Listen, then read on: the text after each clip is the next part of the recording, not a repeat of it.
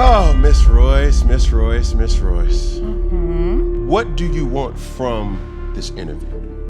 It's the fact that when someone has so much power over you and you become like the ant fighting the elephant. So my goal is for them to have a safe space to get their story out. It's just so they can breathe. Because when I told mine, I felt free. When you say you've been silenced, in what way and who? Dwight Howard. I was literally silenced by a document. He didn't realize by us having this new agreement that now allows me to speak because it null and voids the old one. That's also why all the records are unsealed. Congratulations. He wants to keep this image that everyone has of him. He's the one who smiled when he played basketball. He's Mr. Happy, I'm Nickelodeon. That's not who he really is. This person is an angry person, and nobody sees that, and that's why we got here. He will do anything and everything to destroy you in order to get to hide the true him. You broke up because he cheated, but you got back with him knowing that he did cheat. Thinking that, Well, he begged me, and I went and I heard him out, and then I was getting ready to leave, and then it was like, can I have a hug? The hug turned into hand movements, turned into kisses on the neck, and... Notebook shit. Yeah, now I'm pregnant. Hey, makeup sex is a motherfucker, boy, you hear me? But that's also around the time when I found out that he was with this other girl. Yeah. And the plot thickens. Yeah. He wouldn't leave me alone. He kept me in court, taking everything from me as I tried to better myself. I have tried so fucking hard to live, and you keep doing this shit behind closed doors. Now I'm at the point of this conversation that it almost feels wrong. So imagine living it. I mean, we already here. Fuck it. Is he gay?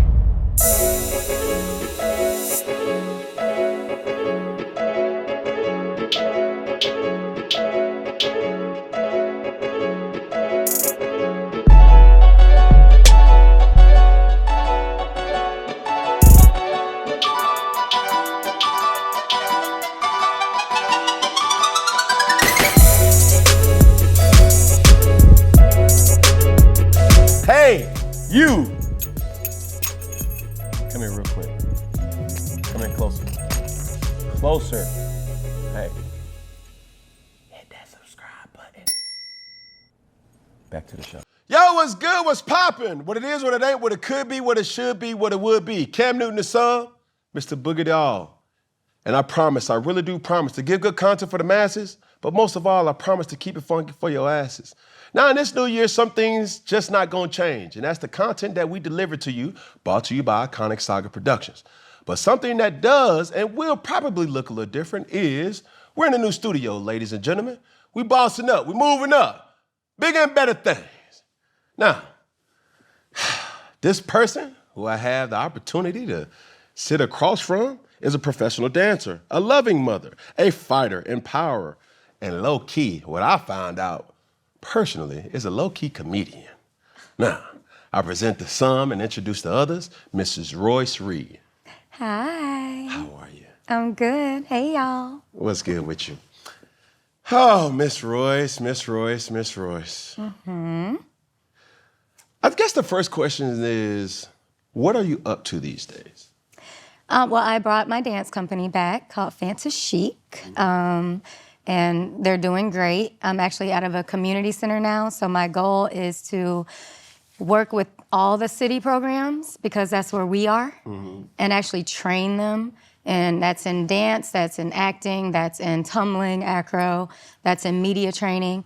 And then my end goal is to have an actual building to develop artists, but that's also where they come and practice, but then they can find their dancers there as well, or their performers. But along with that, I'm doing movies. I'm actually going to Detroit tomorrow, Sunday, to film a new series. I can't talk too much about it, but, and then I'm filming a movie later on this year as well. So it took me to have a daughter to realize that putting her in cheerleading and putting her in dance, there's not a lot of us in there. That are good. That are good, that part. And that might be controversial, but it's just the truth. Like when you go to cheer competitions, it's an abundantly I don't know what it is, but you know what it is. Yeah. If you know, you know. What made you or what got you into actually, dancing or choreography and things like that? Well, I went to FAMU, and I was in a company called Mahogany Dance Theater. And I was also a cheerleader at FAM. I was a captain, and in Mahogany, I was a president. Mm-hmm. And we had a founder his name was Shapiro Hardiman. He was very hard on us. And we didn't understand it at the time, but he was training us to be able to deal with the industry. And our work ethic was A1. Like, if you missed a rehearsal, it was like, okay, well, you better know it before you get here to the next rehearsal or you're out. So he didn't baby you. Nobody was calling you and asking you, where are you, or anything like that. So when I started my company, I wanted to instill the same thing.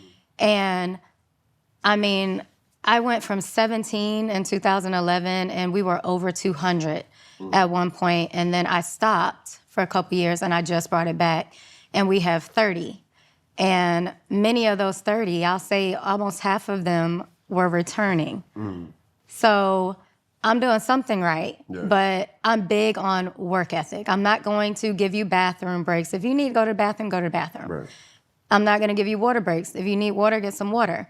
But I'm not going to say everybody get some water because your parents aren't paying for a 5-minute water break. Mm-hmm. They're paying for your training. Right. Now, if I see you go check your phone, then you're not that serious. Yeah. So the difference between my company and a lot of our companies is they deal with the bullshit. The parents. And I had an issue with parents too, but they're not allowed in the practice room. But once a month when it's assessment time. And they get a weekly lesson plan. This is what your child is doing this week. This is what's expected of them. They, yes ma'am, no ma'am. I can laugh, I can play with them, I can joke with them. But when it's time to get serious, all I have to do is say, hey. I don't yell. Like I that like hey to do. That wasn't a yell? No, I mean, that's probably the loudest I get because I like to do karaoke, so I'm not about to lose my voice. Yeah. So how important should parents take extracurricular activities serious? Because me personally having children, knowing that extracurricular activities for some of my kids, it's just an outlet to just be. And then some of them is like, no, this is extremely serious. Mm-hmm. So how do you balance, you want it to be fun, but you also want this to be something that's taken serious? I think you kind of answered it by saying it's an outlet. Because it being an outlet doesn't mean it has to be your craft. Mm-hmm. And that's actually in their pledge. Our outlet is dance. That's in their pledge. So they know, like, if they are just feeling down about something and they come to the studio, or they can call their mentor. You know what I mean? That's what we're there for. So it's an outlet for them. Even though they may not want to do whatever you have them in, it gives them something to do versus just being at home, eating chips, watching TV, or in the street. Yeah. If there's one thing about me, I always show up looking my best, no matter the occasion. From meetings at Iconic Saga Studio to dropping my kids off at school, I love going about my day in a perfectly tailored suit that doesn't break the bank. Indochino lets you create your ideal look from start to finish. The process was simple. I pulled up to their showroom, picked out the fabric, and added my personal touch with custom linings and monograms. You know I'm all about the details. When the suit arrived, it fit perfect. Every time I wear it, I feel like the freshest guy in the room because I am the freshest guy in the room. Step up your wardrobe with those buttery European fabrics for an unbeatable price. For all your 2025 plans, look your best in Indochino. Visit Indochino.com and use code FUNKY to get 20% off any purchase over $499. That's 20% off at INDOCHINO.com. Promo code FUNKY. Now, for those who are watching this right now, I have to do a service because I not only am asking from a curious individual, I owe a service to the beautiful viewers, the nasty viewers, the cool viewers, and the asshole viewers that want to ask the same question that I'm thinking. Now, you may have seen Miss Royce a time or two on reality TV, also known for, Basketball Wives. Yes. Now, in recent news, some would also say that they've seen you on TikTok that have like a 8 video thing on the topic of your reality, no TV. Yes. So what was the reason behind that? So I think I even said this on my Instagram. And the easiest way I can describe it is when you are constantly coming at somebody and they're ignoring you, and they just keep taking it further, and you're like, one of them days. And then it's like, well, pull up. Because I grew up in the hood. I did. So when someone says pull up, you didn't think I was going to, but you took it too far, and this time I pulled up. I'm asking you to bring your ass outside because now you're fucking with my child. So that's what it was. It wasn't something that do with a relationship. It was you're calling my child while he's on his PlayStation Live with his friends and talking shit about his mother. And then you're trying to basically, and I know this word is used so much, but gaslight him and tell him, your mom need to do this, or your mom need to get a job. Your mom ain't shit. Your mom be lying to you. When I have worked since I was 16, my day yesterday began. I subbed. I then taught after-school gymnastics. I then picked up my son from practice. I then had to do a table read. And then went to sleep, got up this morning, took him to school, came home, got ready, came here. Which is in Atlanta, by the way. Yes. But then even on Wednesday, the day before that, it was a full day where I was subbed, I taught, I then had to pick him up, feed him, take him home, had to transport Mats to our fantasy practice, teach for 2.5 hours, then go home, check on him, make sure he's asleep. I do work. That's all I do. I've never been a person that just didn't like to work. I mean, I would not mind not having to work, but to sit here and tell him that his mom ain't shit, and then to tell him like he's the reason why he doesn't have a relationship with him, it was like, I'm pulling up now. Say less. I think what's important for this dialogue as well as this conversation is that I think we need to normalize real conversations about real issues. And I told you off camera that I don't too much know in particulars about this situation, but being a co-parent to children, I know and can empathize with what you're going through and also empathize with what he's going through. And what I've learned is over the years where co-parenting has been, it's almost like a muscle. You got to work it every single. Well, his is weak, because he never co-parented shit. He didn't even go to the counseling things. The lady had to write a letter telling our attorneys that he refused to come and she could no longer, provide her services. But I was there like an A student. Yeah, but okay.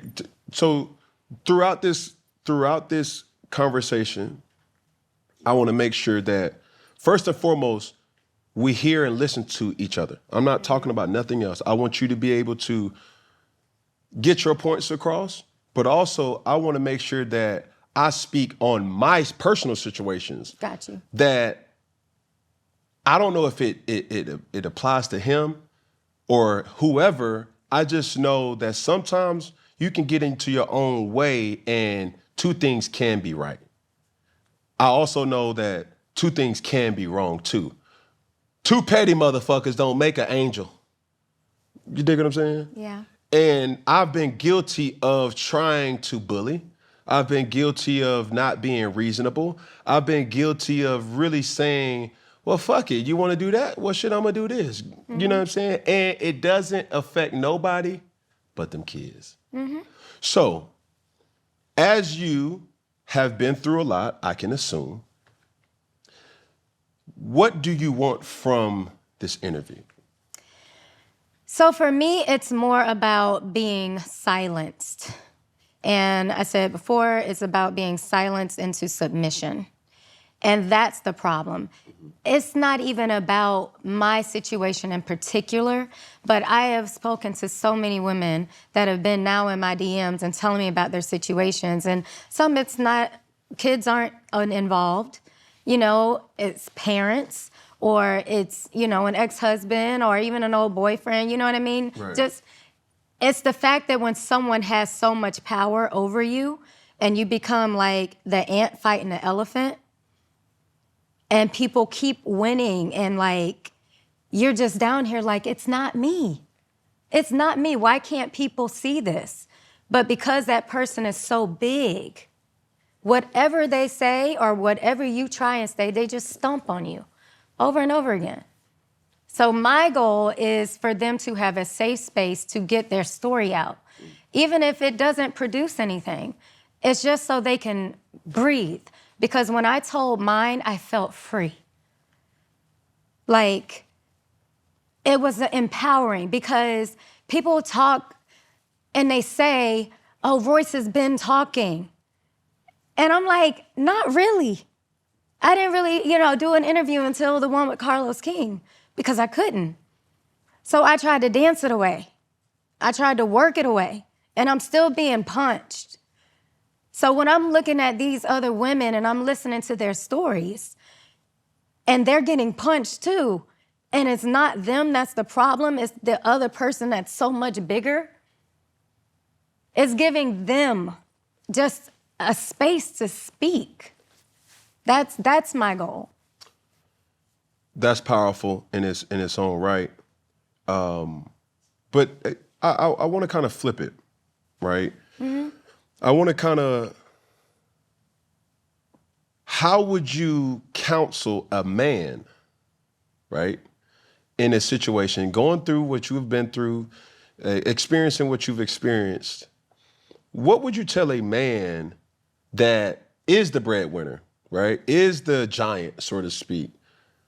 How would you counsel him in dealing with a person that may not have the means or the access or the same opportunities, but how would you counsel that man to deal with the other half?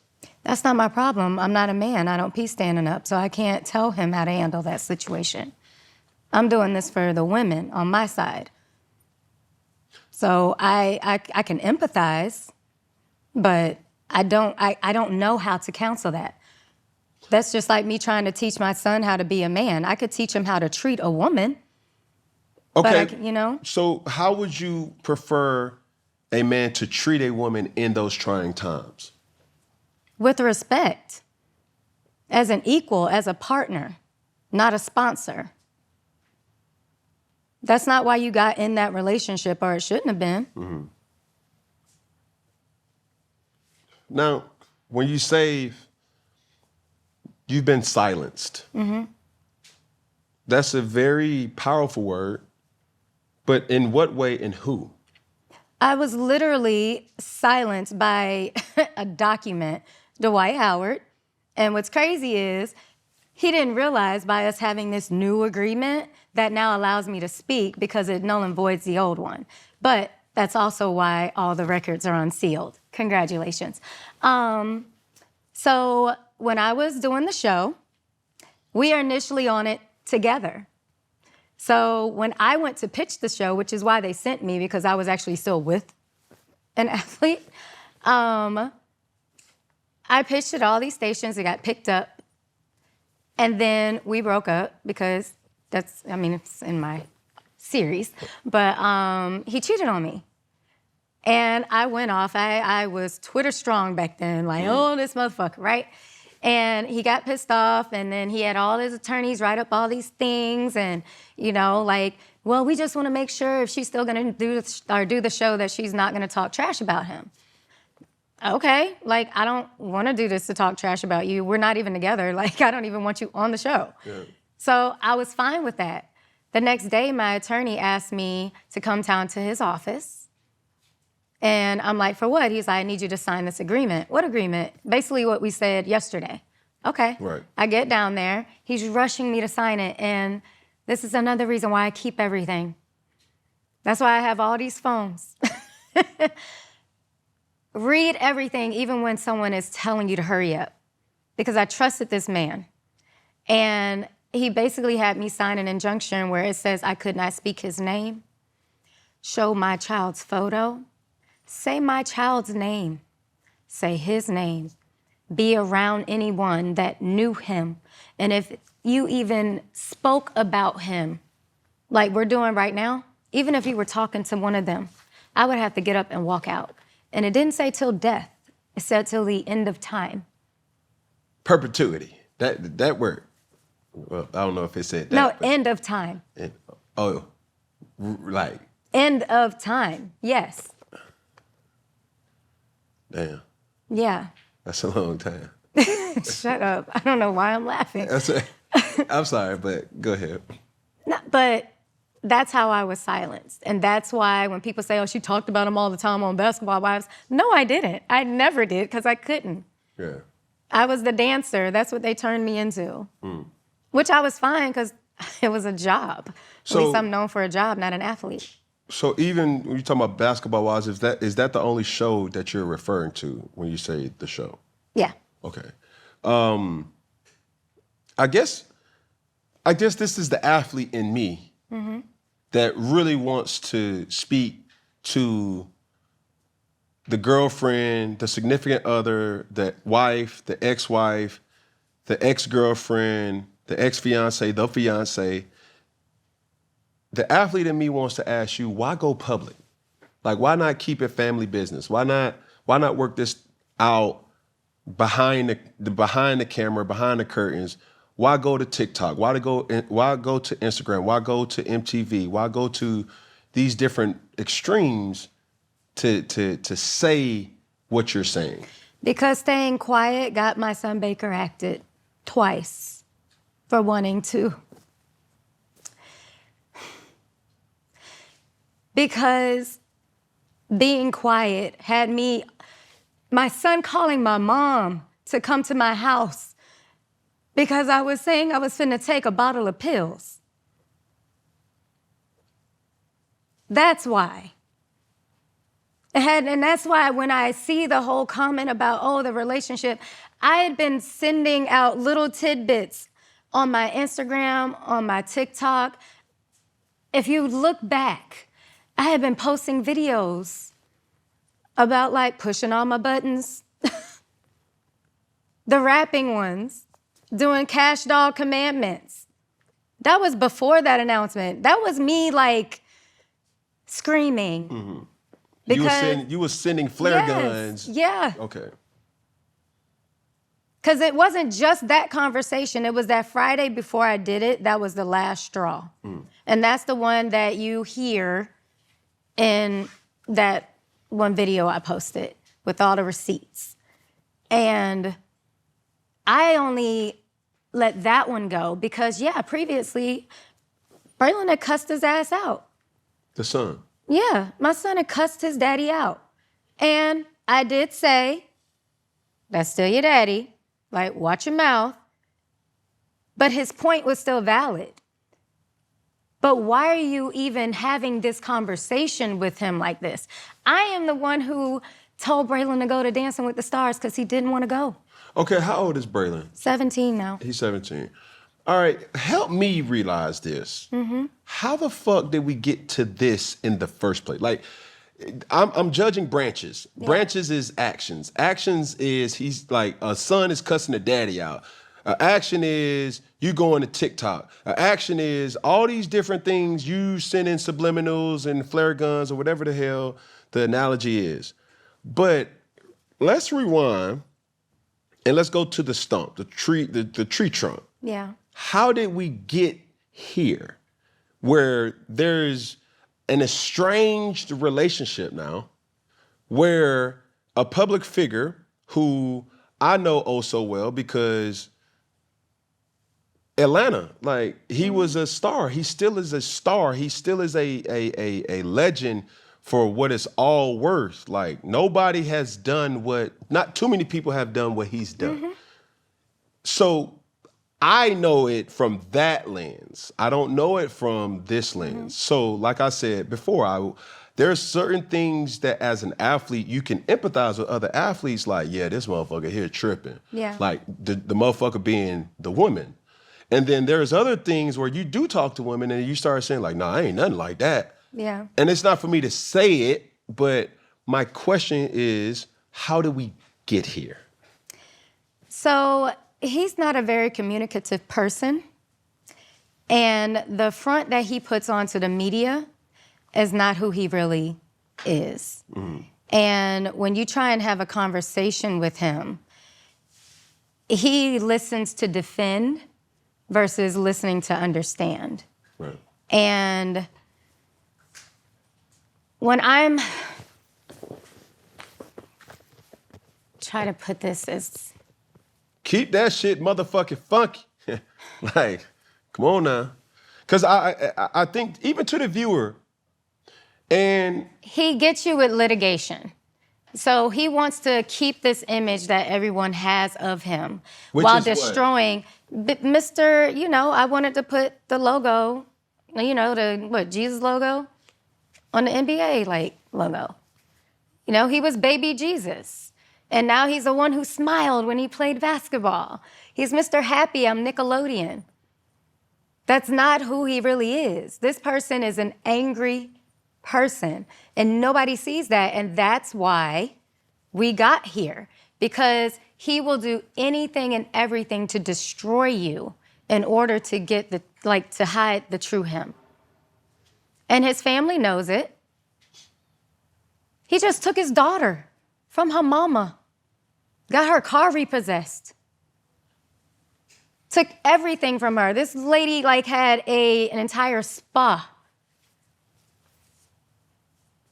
but then tricked her into the same thing he tried to get me to do by staying at that house for an extended amount of time to where he could then file papers saying that your residence had changed and that your child is now a resident of your home, but then give you 30 days to leave. I'm not even sure she had 30 days. But the child got to stay because she's now a resident of Georgia. First thing that was, when he got granted custody, first thing he asked, can I stop paying child support? That's what it's about. Child support, it's not about the kids. He's never there. He's gone 90% of the time. That's the difference between him and a man. You're in your kids' lives. It's not about money, it's about time. Get your dollars up with Dollar Up on DraftKings Casino. Hit the reels for a modern take on old school style slots. New players can play $5 to get a spin on the mystery wheel for a shot at up to $2,000 in casino credits. Download the app and sign up with code FUNKY. Then play Dollar Up exclusively on DraftKings Casino. The crown is yours. Gambling problem? Call 1-800-GAMBLER. In Connecticut, help is available for problem gambling. Call 888-789-7777 or visit ccpg.org. Please play responsibly. 21 plus, physically present in Connecticut, Michigan, New Jersey, Pennsylvania, West Virginia only. Void in Ontario. Eligibility restrictions apply. One per new customer. Play $5 and spin wheel to receive between $10 and $2,000 in non-withdrawal casino credits for select games that expire in 168 hours. Terms at casino.draftkings.com/promos. Ends February 16th, 2025 at 11:59 p.m. Eastern Time. Okay, can we do this? And I'm trying not to, I don't want to be messy. What comes from this interview comes from this interview. I just don't want no comparables because, like I said, I still respect him. Why? I can't allow that to be said. I still respect him. And I respect other athletes knowing the sacrifices because there is sacrifice. I think the biggest issue that men have, not just athletes, but men have, is being able to verbalize when you're not okay. Understanding that it is hard to be able to perform night in and night out, the sacrifices and being able to say, hey, I can't even play with myself to distract myself, but I gotta focus on getting to the playoffs.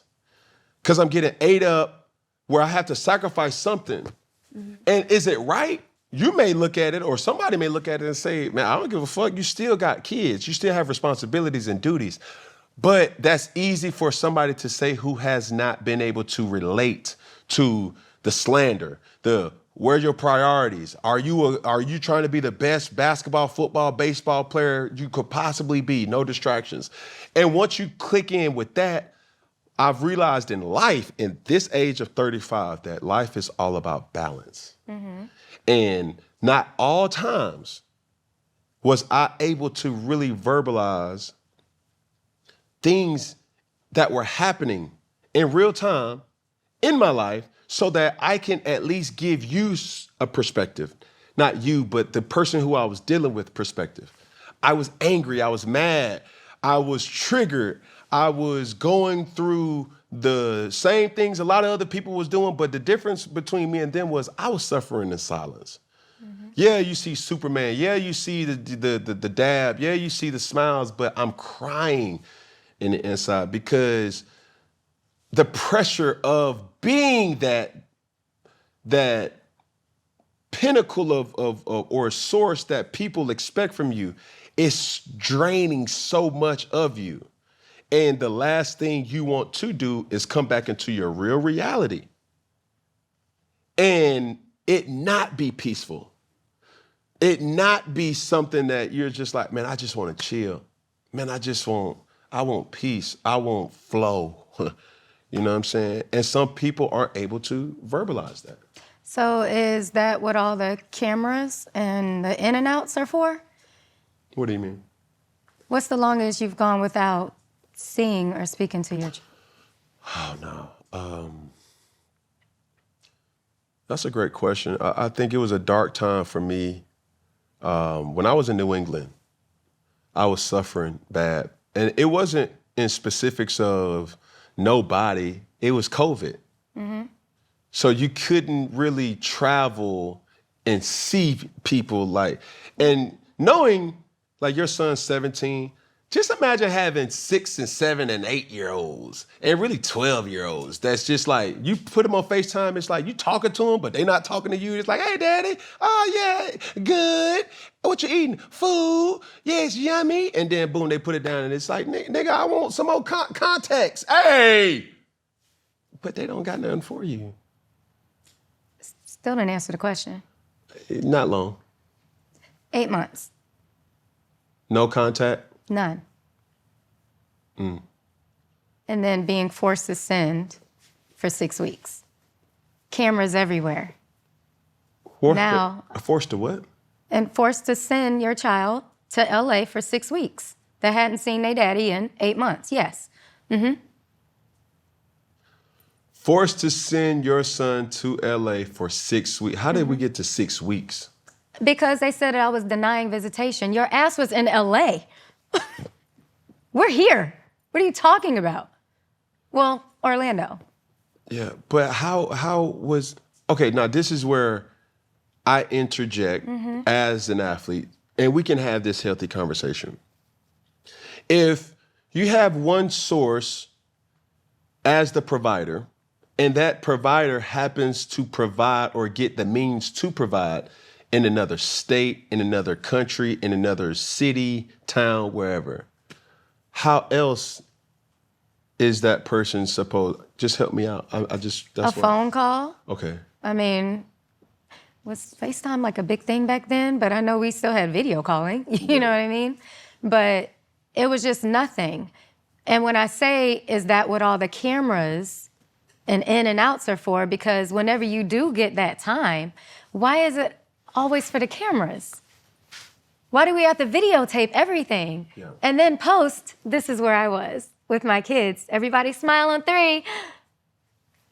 All right, go on and do whatever you gotta do. Right. And then you leave again? So is it really like you trying to be a father to your kids or a father in the face of a nation? 2 can go at once, but if you choose one side, then stick to that. But it's unfair to keep going in and out of a child's life and giving them Disney dad. And then thinking like, oh, when am I gonna go again? And then you don't get to go. Mm-hmm.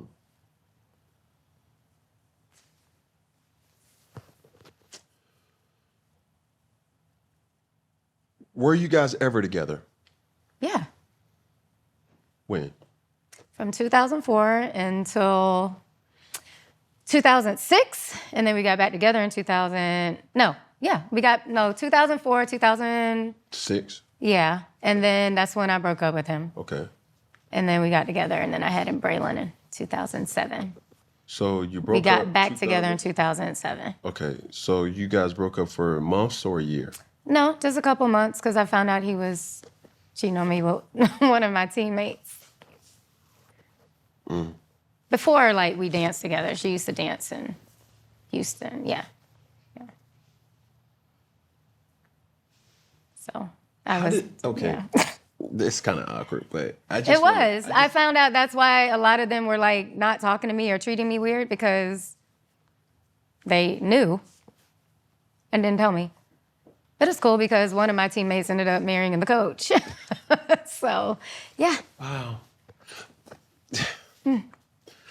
Euro step. Let me pass that. How did y'all meet? It was called Downtown Disney, and we were at the movies. I was going to see The Notebook, and they were going to see I used to say it was Transformers. It's not Transformers, but whatever was out during that time. And yeah. Who was they?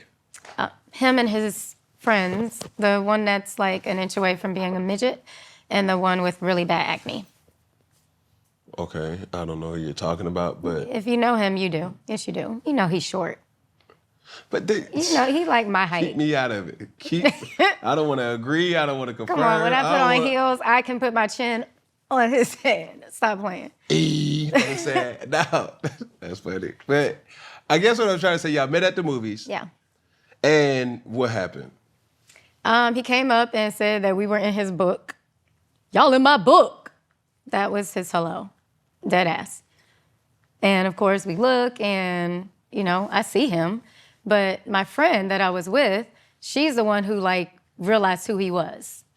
Because we had just lost like all the games that year. We weren't going back, right? What do you mean we're going back? Because I was with one of my fellow dancers. Okay. Yeah. So we turn around and like he's there. Obviously he's somebody.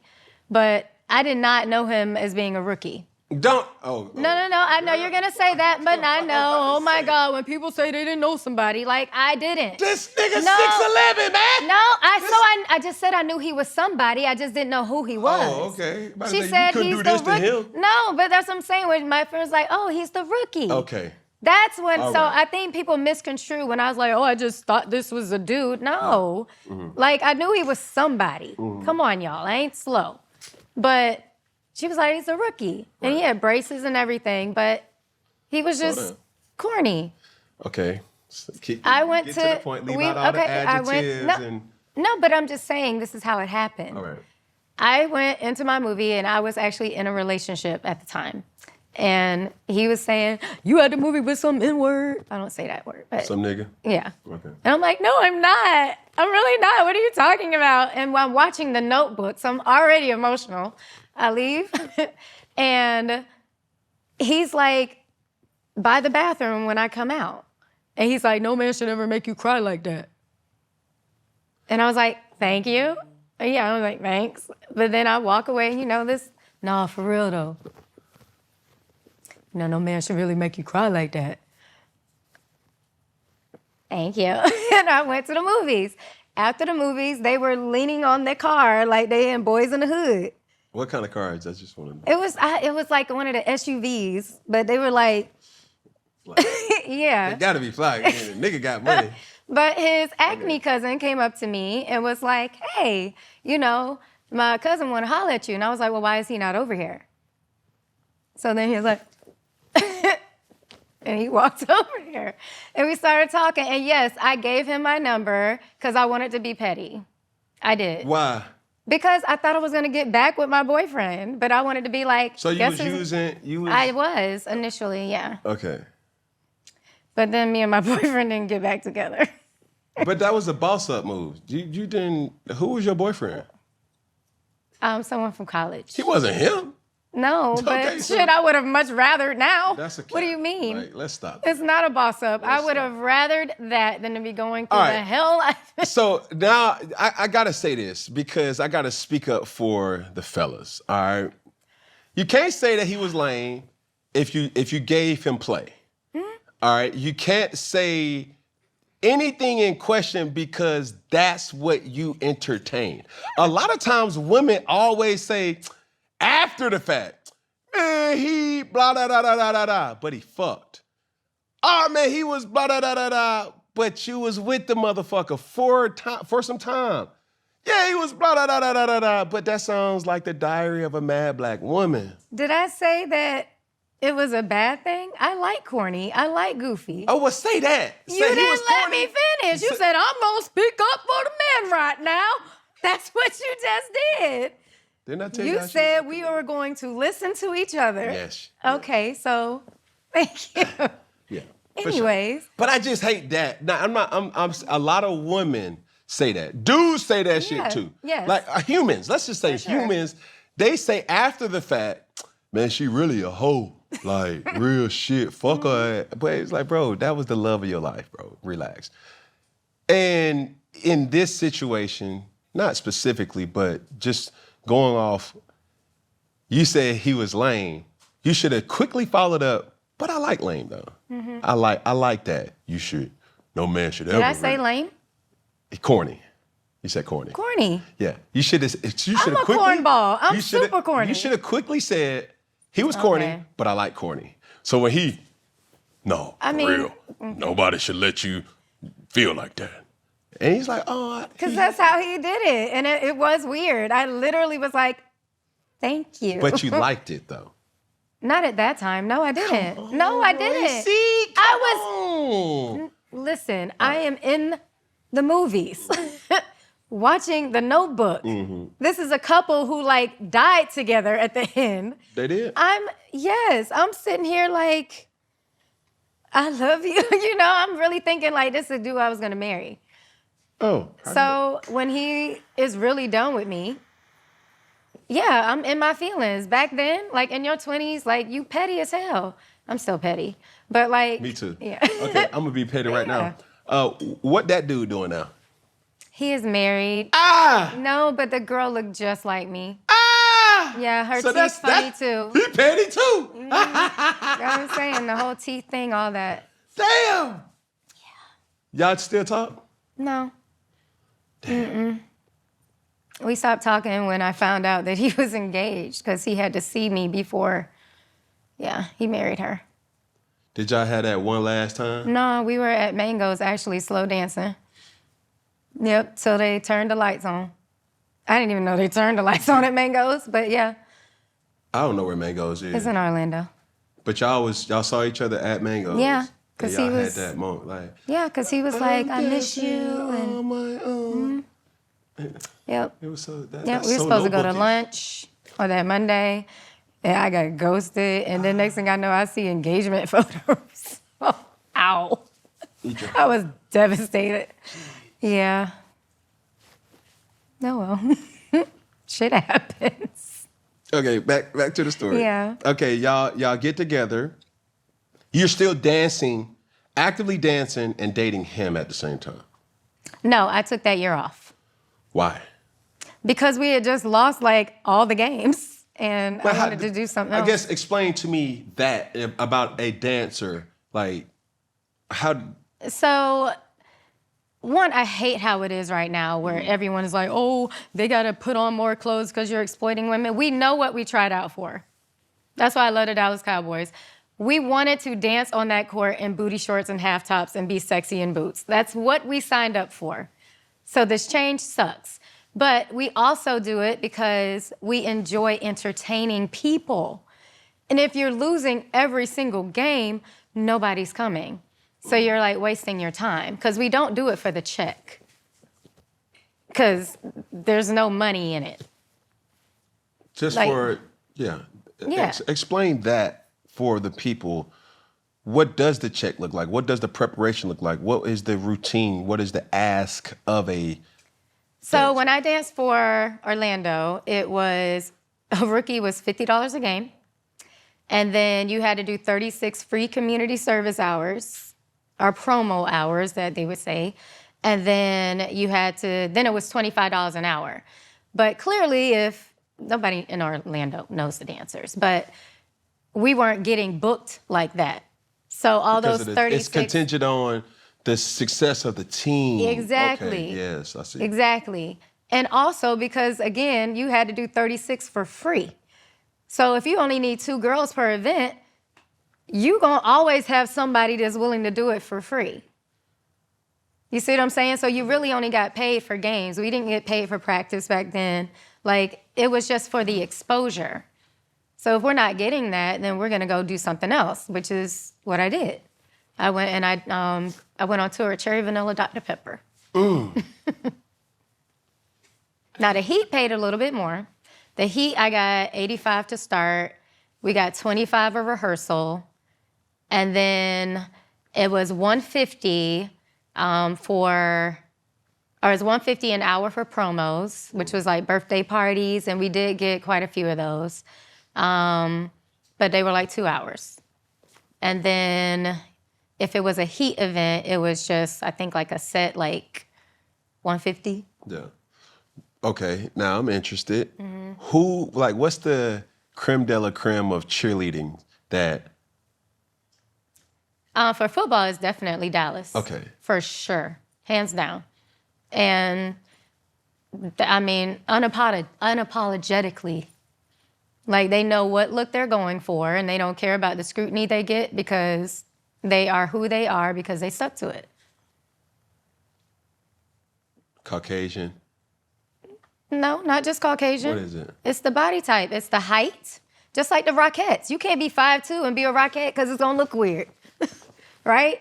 It's not about even a prejudice necessarily. Okay. It's about a look.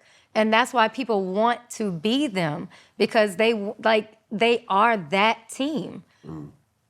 And somebody, that's 5 feet, okay, they know that they would never get it because they just didn't get that height. Damn. But that's just how it is. You know what I'm saying? Like, it's very, very rare that you find people paying to go see... I'm not going there. Nope. Never mind. You ain't keeping it funky. Because of nope. Let's just say there is a look that makes them get, that gets them paid. And you can't scrutinize something that has been successful for that long. It's a reason. They didn't fold. Okay. Dallas Cowboys. Yes. What other franchises have, like? For... It don't matter, NBA, basketball or football. For NBA, I would say... I used to say the Heat. LeBron, D-Wade, Chris Bosh, or just the Heat in general? In general, like when I was there. Mm-hmm. I mean, just the whole intro, and then like the dancers and the outfits, and just the entire thing was a production. The intro was like a movie, you know? And then you go to some of these games and it's just, we have a Jumbotron and some lights. What? That's boring. So if you were a dancer or a choreographer, what's the word? Choreographer. Mm-hmm. It will be of a flex to say, I was a Dallas Cowboys cheerleader. Absolutely. I was a Miami Heat dancer. Yes. Any other teams that we're missing? I mean, really, if you say an NBA team in general, like if you're at that top level, because they also have the D-League dancers. Oh, they do. And then you have the Arena Football League dancers. Like, those professional, those high-level teams. Right. To say that you dance for any of them is a flex, but right. Dallas Cowboys, you would probably be like, well, yes, ma'am. So, back to the task at hand. Yes. So y'all broke up, got back together, and you broke up because he cheated, but you got back with him knowing that he did cheat, thinking that what, like? Well, he begged me because I had gotten suspended. So, like, when I got back from overseas, like, my phone was blown up. And, I mean, he had been texting me over the time or whatever, but that particular time, he was like, he had been blowing up my phone. And I ended up finding out it's because they had their game in Miami. And he just was begging to see me. And so I'm asking but I'm asking him, like, should I go? Like, I don't know how to feel about this. He was like, just go hear him out, man. Just go hear him out. It seemed like he really sorry. And I went and I heard him out, and then I was getting ready to leave, and then it was like, can I have a hug? And the hug turned into hand movements, turned into kisses on the neck, and... Notebook shit. Yeah. Now I'm pregnant. Yeah. All right. But with that, you knew what you was getting yourself into. What you mean? You knew exactly who he was. Yeah. Okay. But you still pursued. Yeah, because I wanted to forgive him. Okay. Yeah. Bet. You're pregnant.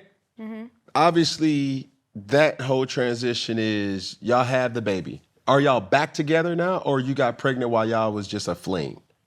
No, I got pregnant the day that we talked, like at the hotel in Miami. That was the day I got pregnant. Yeah, but then when I told him... Hold on. Ha! So y'all ain't seen each other for how long at this time? Few months. What's a few? Give me a tangent. I'm trying to remember. 6 Like, months? I want to say that happened. I found out around like December, and that game was in March. Okay. Yeah. Boy went bell back, bend on his ass. Hey, makeup sex is a motherfucker, boy. You hear me? That's the best sex. I ain't gonna cap. It ain't the first time. It ain't, you know what I'm saying, vacation. It's that makeup sex because it's so much passion. It's so much endorphins that's going. Yeah. Okay. Okay, so it happens. Y'all relationship is taking off. Well, for like those few weeks before I found out, yeah. So y'all, you double back, boom, boom, boom. No, but I was dancing. He was still playing. Yeah. But like, we would like talk all the time. Yeah, it wasn't a situation where that night happened and No, then y'all went a couple more months. No. So that just sparked a whole nother rejuvenation. Yeah, but we hadn't seen each other again because we were both working. Okay. But we were talking every night. Like, we were good. Yep. And then how did you break the news? I tried to call him, but he wouldn't answer. And then I texted him. How y'all go from talking every day and then constantly talking and then he just don't? He just wouldn't answer. Did you tell him? Did you text him? Like that don't match. Cause I'm trying to paint a picture of a Oh, no, timeline. you're right. I did text him first. I texted told him him. and I said, I'm pregnant. Ah! Yes. And then what? No, I did call him first. I did. I tried to call him, but he wouldn't answer. And then you text him. Yeah. Then when he came back to his phone, it was like, But it was like 2 days later. oh no. Yeah. But that's also around the time when I found out that he was with this other girl. Yeah. And the plot thickens. Yeah. And she was actually, never mind. Huh? But yeah. She was what? She was a little different. Okay. So he's what I'm trying to get you to understand, he was already what you knew him to be. A lot of women and men deny the flags, the red flags. They deny it. They like, watch out. Like, no, you think you're gonna be different. You're gonna be the one to like make him do right. He's really sorry. But yeah, he said I was asleep. He said he was asleep. Yeah, that was his response. For not calling in 2 days? Yeah. The fuck is he, a polar bear? That. Okay. But he wasn't asleep because he had just played a game in Milwaukee, Minnesota. All right, so now what? Now, the phase of breaking the news, that's where we at. His response after that was, I thought you were on birth control. No, you didn't. He knew I wasn't on birth control. How did he know? Because I had told him that even when we first started dating. Yeah, but that was a couple months. No. Things change every day. Nope. He knew that I was not on birth control. You know, I was very like that. He always knew. He always knew. I'm getting that clear. He always knew I wasn't. And not just me, but he always knew, but that's always his go-to statement. It was almost like people talk about trapping, and it's like, oh no, you can't trap me because I was a little person, you know? I was too small to get trapped. It was me trapping him. No, this is a person who asked me if he could keep me, like I'm on Casper. I had a whole career. So, again, talked about this girl, and he was like, I thought you were, on birth control. And then I told him I did not want to keep the child. And he said, okay. And I said, but I don't have the money. I just told you how much we as dancers made. It's not much, especially when you got to pay rent and you got a car. And at this point, he's no help financially in your life. No. Y'all are just seeing each other when y'all could. Y'all talking constantly. He's not paying your phone bill. No. Nothing. He was never paying anything for me. If we went out, yes, he would pay for dinner and stuff like that. But he was not putting money in my hand. Yeah. He might have given me some Adidas stuff. You know what I mean? Might have. He gave me some Adidas stuff. But it was never like, oh, take my card and go shopping. It was never that. So it was nothing. How did you find out that you was pregnant? I was at practice one day, and ironically, my dance sister that married the Heat coach, she said my boobs were big. She's like, oh my God, Royce, your boobs are getting like so big. And I was like, what, really? Because I didn't hear that ever. And I went to Walgreens on my way home. And I called my brother's then girlfriend, and I was like, I need some help. Like, I'm really scared. And she's like, we got this, we got this. Found out I was pregnant. I lost it. No, we don't got this.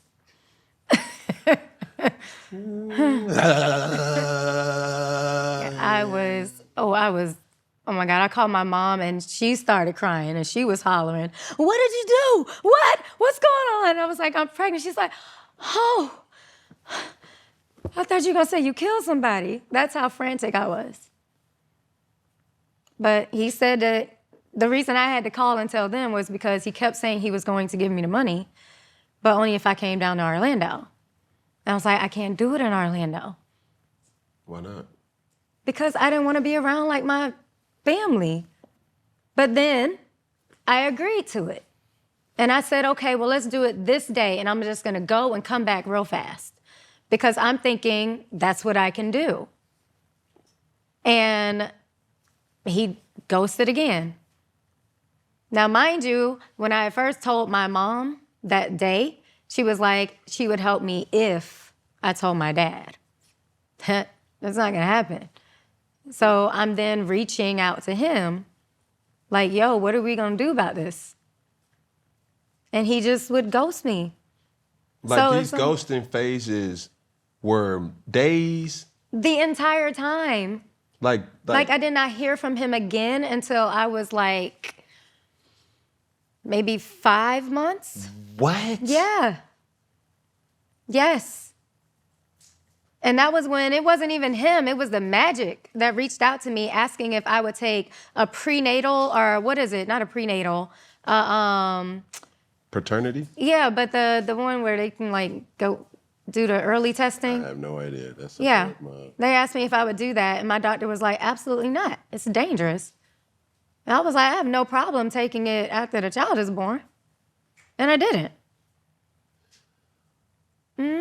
These people tried to offer me money to say that it wasn't his. They offered to move me away. and get me a bunch of stuff so I wouldn't have to worry. They still were, like, when I tried to have, like, my baby shower and I had my registry and all that stuff, I had to take his name off the registry. When I had the invitations, I had to take his name off the invitations, like the last name, my child's last name. Invitations to what? To my baby shower. A baby shower? Yeah. Oh. Like, it could be nothing to do with him. But if he was... Why not help me then? If you know what I'm saying, you knew I wasn't on birth control. You said you were going to help me. You kept saying you were going to help me. It's sad to have that conversation now, but like, if y'all was under that understanding, and I don't want to sound misogynistic or like mute to a real situation, but like y'all was in agreement, that's when you got to over-communicate. What do you think I was trying to do? Yeah. I was on my sidekick, like going in, like, hello, aim, T-mail, text, like all that. Calling his cousin his midget friend. Yeah. His best friend is like went to the little Full Sail place.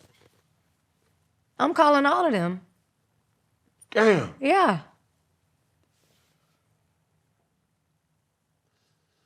So basically, they went through a phase of F-A-info. You ever heard of that? Mm-mm. F-A-N-F-O. Oh, fuck around and find out?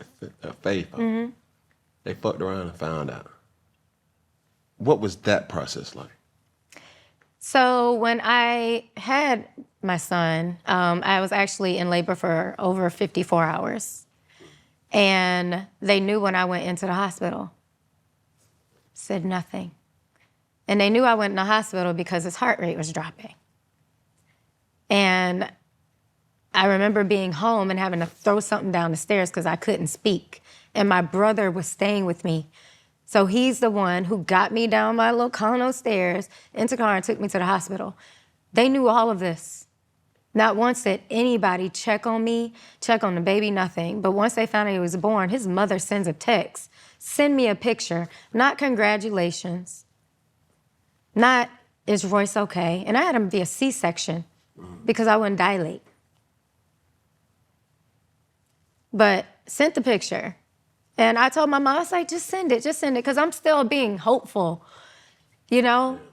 And her response was then, that's my grandbaby, look just like him. I said, that's weird, because all babies look alike when they're born. So, but then she sent a side-by-side.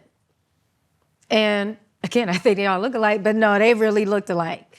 And I was like, okay, well, maybe now things, Mom, Dad, maybe now things will get better and he'll at least, help out. Because he wasn't doing anything. Never made an appointment, never, nothing. Okay, so let me ask this question, too. What do you come from? Meaning, are your parents together? Mm-hmm. They've always been together? Yes. My mom has only ever been with my dad. My mom, too. So that makes my situation a little worse than you.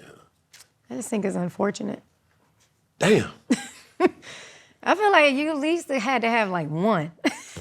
Just to make sure. A comparable, a side by side. What I'm saying? Because are you is it really supposed, but hey, she really happy, yeah.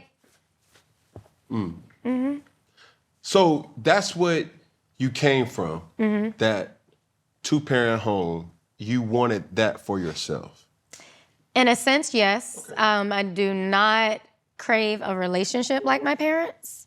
Even though they've been together forever, I don't want my relationship to be like that. Why not? It's just, there's certain ways that my dad speaks to my mom sometimes that I just don't appreciate. I don't think it's a lot of respect there sometimes. And, I love my dad. Yeah. My dad was on the show. And he means well, but that saying, hurt people hurt people. I think because my dad has been through so much, and I think with all the books that he's written, but never got them published, with all the ideas he's had, but never been able to bring them to fruition. I think it's just made him like depressed and like, cold. Yeah, you know, and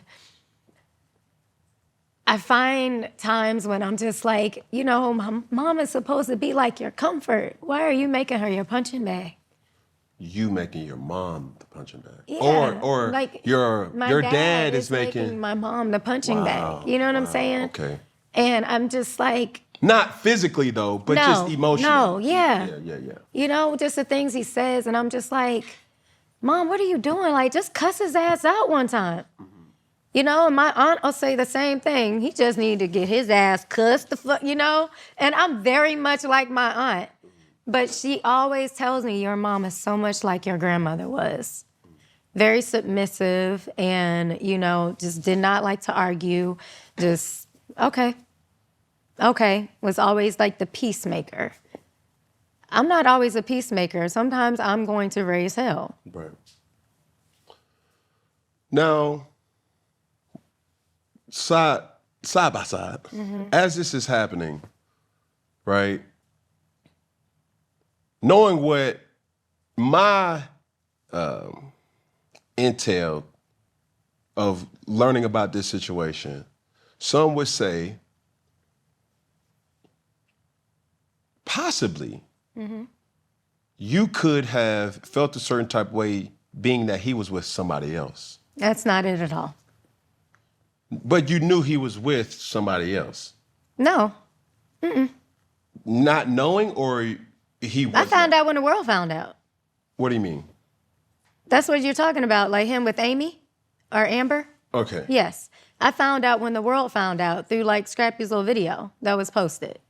That's how I found out. But prior to that, he was still messing with me.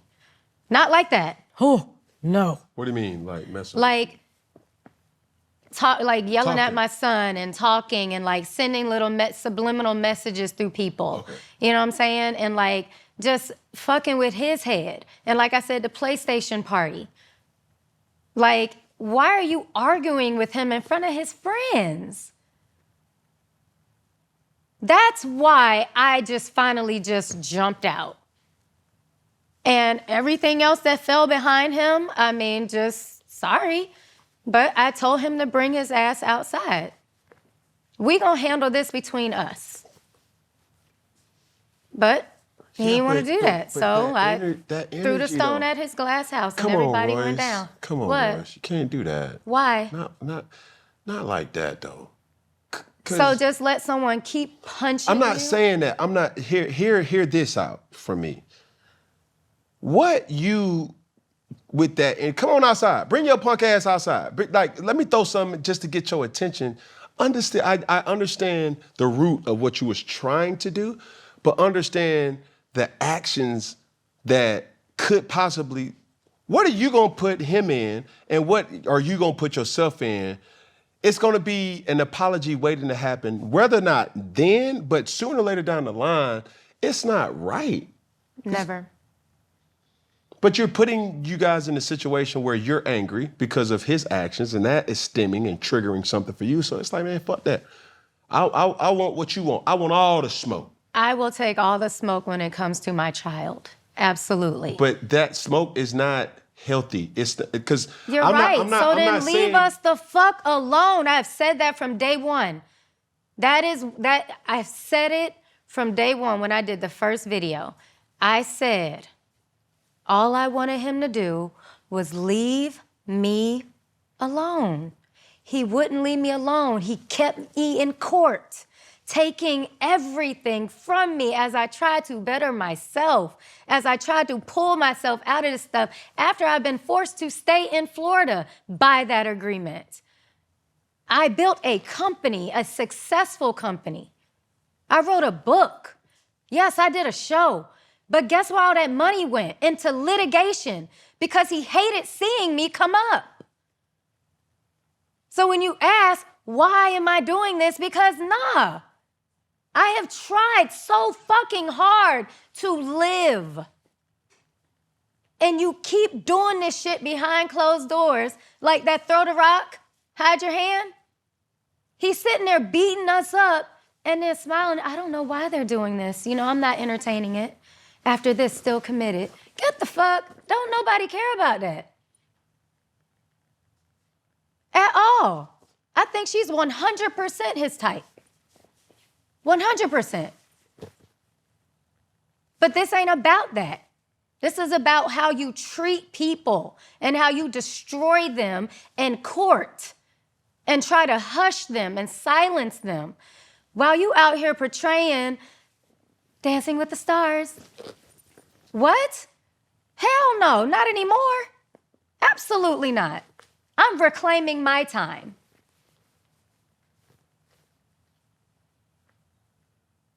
Is it safe to say that you're angry?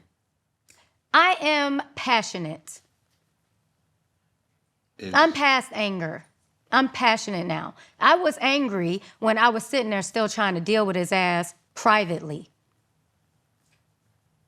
After, yes, quarantine, when people ask, oh, why do you keep going back? It ain't no keep going back. It was 2009 and then 2020. Yes, I thought that he changed because of how he was acting after Mimi passed. All of us thought he changed. He put on this whole front and was like, it's about the kids, you know, God has come to me. Like, I mean, y'all, he put it on thick. And at first I had said no, but when Mimi passed and he started calling and I don't know what to do. That's not crying. Who is Mimi? Melissa, she was the 5th baby mother. Okay. Yes. But he's not crying and all this on the phone. And you start to feel bad and like, well, damn, the world is really about to shut down.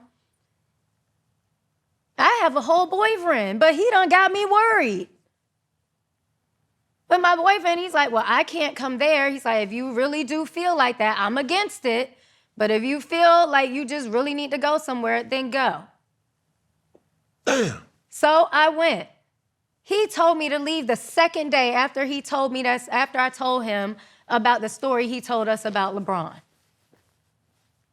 He was like, you need to leave now. Why? He's like, because he's going to try and manipulate him. Or manipulate all of y'all. And I was like, what are you talking about? He was like, for him to tell you a story like that, he's like, Royce, why? Why did you need to know that?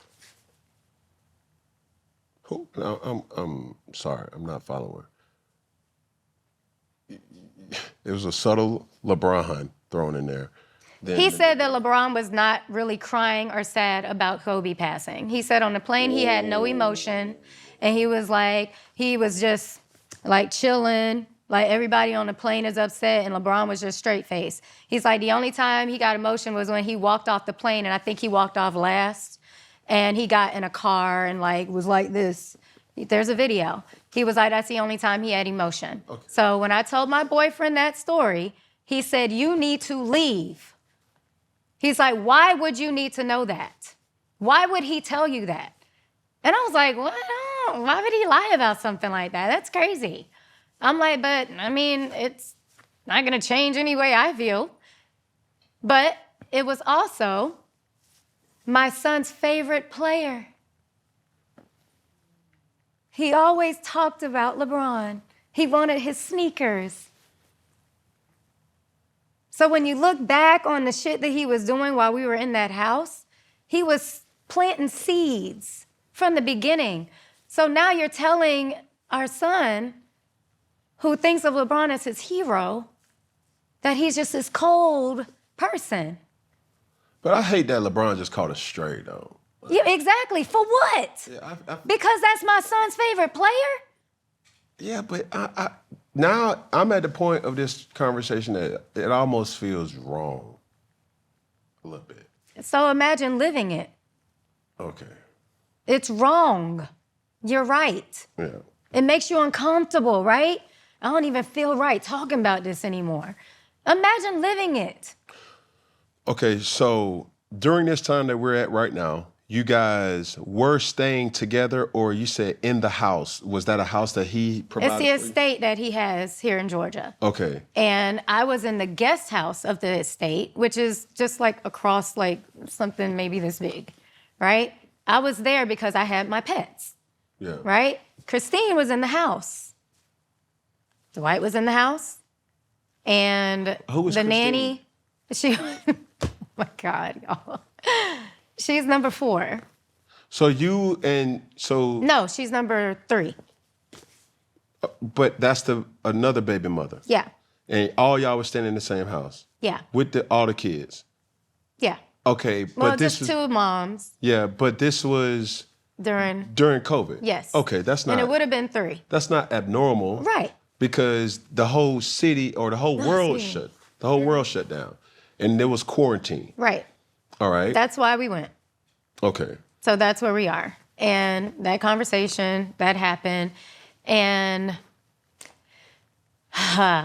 this is the one where people get on me. Just a couple of days later was when I walked in on the conversation that was being had with my child about his sexual organs and about him being a virgin and where his G-spot was. And I felt like that was a very inappropriate conversation to be having with a 12-year-old. So I blew up. I got angry, but then I was called soft. Stop. You know what I was doing when I was... Hold on, stop. You walked into... Yes. You walked in on this conversation? Yes. Yes. Like... Bunch of dudes and my child. Yes. So it wasn't just him? No. It was a bunch of dudes, including him, with my 12-year-old son. So why didn't I leave then? Because I'm in this house full of dudes, and they're telling me my son is soft. Oh, no, you need to, like, Royce, you know what we was doing when we was in middle school? You know, they all talking like the boys. I wasn't a boy. So I'm like, well, have I been babying him? I'm second guessing myself. Because it's not just one person, you know, that disagrees with me. It's all the dudes. Mm-hmm. So, of course, me as a woman, I'm like, well, maybe, you know, his dad hasn't been in his life. Maybe this is a conversation that he would be having with him on a natural basis. I just didn't know how they had it. Because, again, I can only raise my son and teach him how to treat a woman, but I can't raise him how to be a man. I don't pee standing up. But how do we get to G-spots? I have no idea. That's what I walked into. Okay. And we still in quarantine? Yes. Okay. But again, that's why I didn't leave. Because I thought I was the problem. I ended up going home for Mother's Day. And then I came back. When I came back, it was like, also, let me rewind a little bit, because I did skip some stuff. We went to Mimi's funeral. He told her family that he was going to take care of everything. He did not. At all.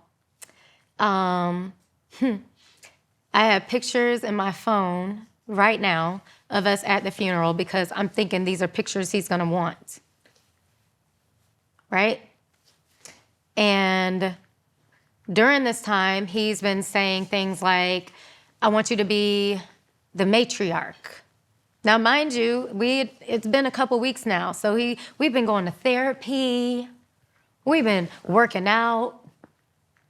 Like, we hadn't done anything, but like, you know, we were getting along. Y'all building the y'all are rebranding you guys' relationship. Yes. Y'all are in the same house. Y'all have communication. Y'all are having a relationship where communication, dialogue, no sex. Right. Nothing intimate. Right. Or is it? And no. You know what I'm saying? But also, too, there's another woman in the house. Is she also a part of these healthy conversations? No. He was having them separately. So she thought she was having the same situation like I was. But she didn't know that he was talking to me that way, if that makes sense. Yeah. Okay. So even though we would all like work out together and we would have therapy sessions, then together. It would be like, but then. So one him and It was all of us that would do the therapy sessions. Right. It was all of us because we'd be by the lake. And then it would be all of us working out, with the kids. Yeah. But then it was, in those moments, I just want to hang out with you and Braylon so he can get that time. I just want to hang out with you and Trey so we can get that time, just y'all, or just us. You know what I'm saying? Yeah. So even when you might see them, like, together, you're thinking, like, oh, he's just, spending time with him. Like, Trey deserves to have his time. Braylon deserves to have this, right? Right. And by now, the grandmother has now brought David, which is number 5, the son. Mimi's son. Okay. Yeah, so he's now at the house. And it's a circus. But in between those circus moments, it was like he would find these little tidbits of intermission. And that's when he would get in your head and say, I can see us together. What do you think about trying again? Are you against it? Stuff like that. Okay. And then offering you every dream you've ever had, every want that you've ever wanted in terms of your career. I can get Braylon a trainer. I know Tyler Perry. We good friends. I can get you a house out here if you don't want to stay at the estate. All these things. And I'm thinking, well, shit, it can't get any worse than what it was. Than him suing me every year. Maybe he has changed. Surrender flag, please. So I did think about it until that party. Before the party. Was this after or before, and I'm sorry to go back, this is me as the concerned person hearing this, was this after you walked into the G-spot conversation? Yep. After? Yep. So even after that, you said it was, whoa, what are y'all talking about? And even with that, like, we have to explain because now it's getting weird. I ain't gonna lie. It's weird for me even asking this shit. But was it just a talk or was it like,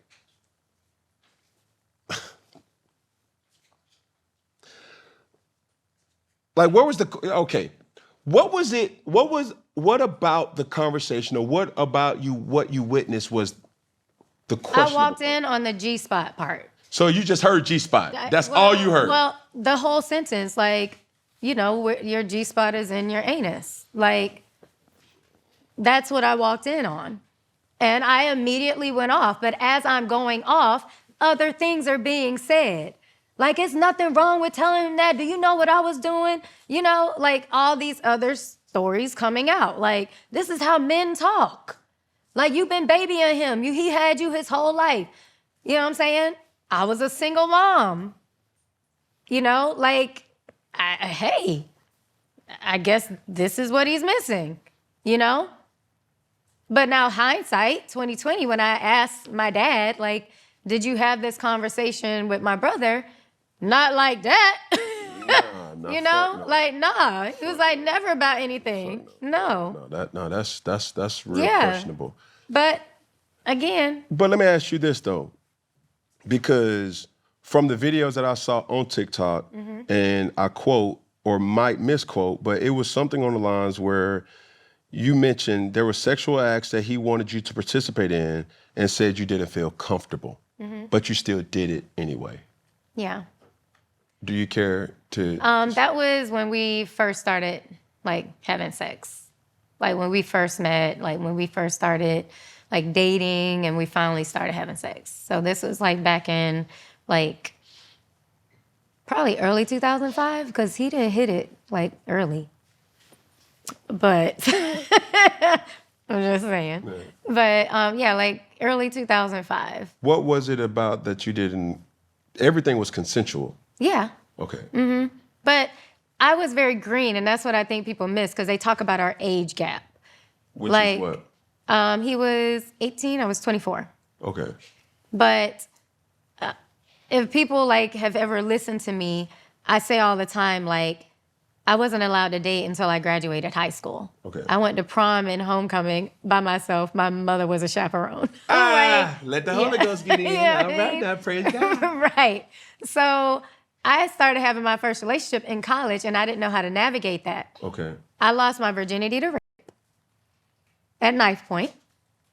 I started having sex with the guy I was talking about when I met Dwight. The knife point. No, well, that happened. So knife point happened. That guy got raped. And I started dating my boyfriend that I thought I was going to marry. Okay. Yeah. And that was Notebook. Yeah. That you was texting. Yeah. Okay, now we at. So now we are at, this is like number 3. Yeah. I'm going to go ahead and say 4 because I think I had a thing in between there. I feel like I did. I'm pretty sure I did. So I'm going to go ahead and give it 4. So you on your 4th body. Yeah. All right. Okay. And, I'm like, he's like green just like I am, but, this is something he wants to try. And I'm like, maybe this is how you explore sex. So it was,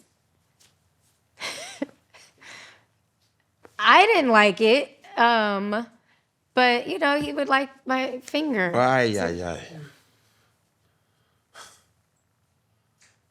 I've never liked that. I mean, we already here. Fuck it. Mm-hmm. Is he gay? I think he's curious. Have you ever witnessed him in some gay shit? Curious is one thing, but you ever witnessed him on some gay shit? I have never witnessed him doing it, but No. Because that's a strong, out of all this shit that we talking about, because you can't say that without. Well, because I don't want to say, okay, you ever been in a house where you're like, how did we all get here? Mm-hmm. It is such a variety of people. And you would never probably even speak in just the regular world. Mm-hmm. It was like that. And this was at party night. And let's even back up a little bit. Christine had left because she found out that Dwight and I had started messing around. She had no idea. Mm-hmm. And he tried to pull us into the room to have a meeting. And he said, y'all want to pull out y'all toys? And she was like, what? And I was like, what the fuck? Because that was his introduction into trying to have one threesome. of them. No. Well, I guess, yeah. But I was saying the polyamorous thing. Okay. Yeah. But that's still a threesome. I know, but I okay. Well, yeah, if he's asking about toys. But anyway, she ended up leaving, I think the next day, because she, lost it. Mm-hmm. I was laughing. I thought the shit was funny, because I was like, why would you even try me like that? Was you intrigued? No. Okay. And I've had a threesome, but no. With him? No. Ouch. Damn. That's a lie. Yeah. You did? I did. I was about to say. Thank you for that. Thank you. Okay. But only him? Too? Huh? No. Ouch. I've had 2. Eh. But I don't lick marbles. I don't lick marbles. Wait, we done talked about it all. When you say marbles, what the fuck is you talking about? I'm not ever going down on a girl. I'm never. That's a that. marble? Yeah, that's what I mean. Yeah, so you'll eat pussy. No. I don't even like hearing it like that. What's your word? Vagina? I don't know. Just eat me out. Coochie? Or something I don't know. But Sexy no, red. I'll never Let that do coochie that. breathe. Yeah, I'll never do it. Okay.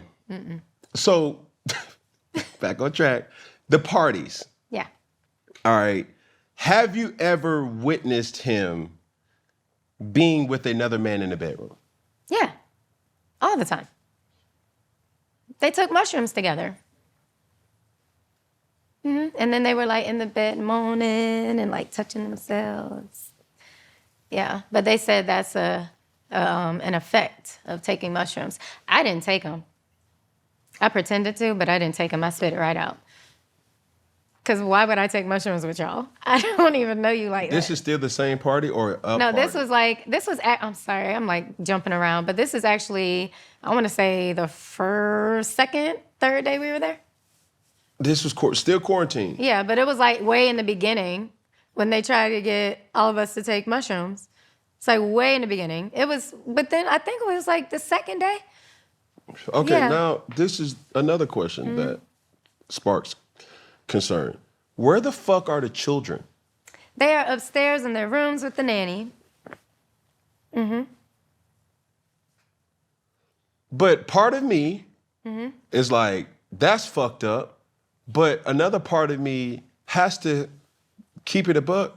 You were a part of that too. Yeah, it was quarantine. Everybody was chilling. Everybody was outside in their own yard. Like, come on, everybody was probably puffing. You know what I'm saying? Like, that was not a problem. We was not the problem. I don't think that that's the problem. I think what the problem is, yeah, substance is cool. Like, whatever the fuck floats your boat, you do that shit, but keep the kids out of it. There's nothing, it's like a cookout. When you look at the cookout, motherfuckers is drinking, they smoking, they playing spades, kids running around. You know, it's just a part of the aesthetic. Yeah, so when this would happen, it would be like after, even this first time, it was like late. So they were like done for the night, right? But again, I didn't take it. So I was of sound mind, sound body. I'm just saying, you asked if they were men in the room, and yes. Okay, men as in questionable, like were they blatantly, noticeably gay men? No. Or they was just, I mean, like, one you takes know. one You is know. Kevin Wesley. You know, the guru. I don't. People know who he is. But it's crazy. But he was there, but he looks straight-ish gay. Like he could go, you know, either way. Like you wouldn't be shocked if he said, I'm was coming gay. up. Yeah. Right. You'd be like, I had a feeling, you know? Like I knew it. Yeah. And then there was another person in there as well, and Christine was there as well. But she was fine. Like, she seemed like she was chilling. But they, you know, but apparently, you know, they took more than we did. But, I mean, I didn't see them do anything.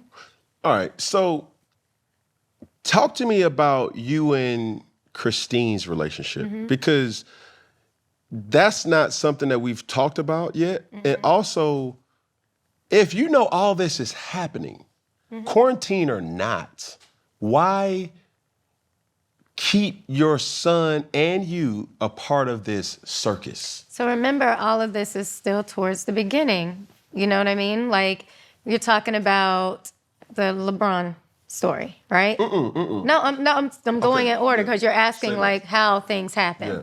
So it's that. Then we go to this funeral, and then it's, you know, talking about the matriarch thing. But I'm sorry, even before the funeral, it was that conversation.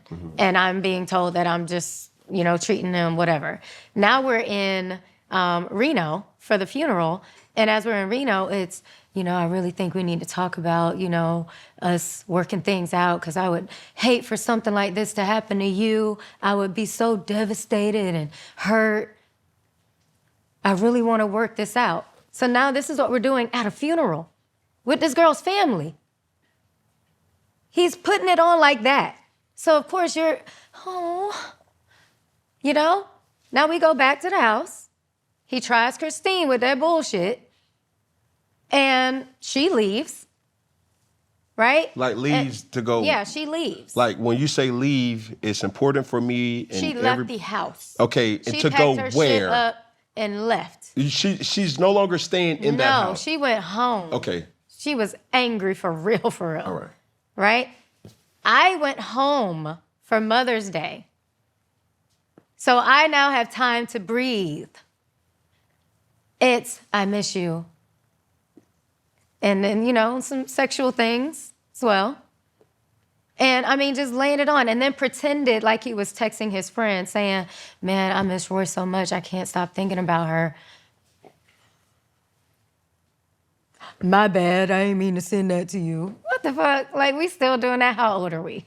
It's the older sugar. But it's working though, Royce. No, but I'm just saying, like, I knew that was a lie. Yeah, but I went back. Okay. I did. Right. Because again, it's corny, but okay, you're trying to like tell me how you feel, but not act like you meant to. Okay. So I'm thinking it's cute. So you and Christine,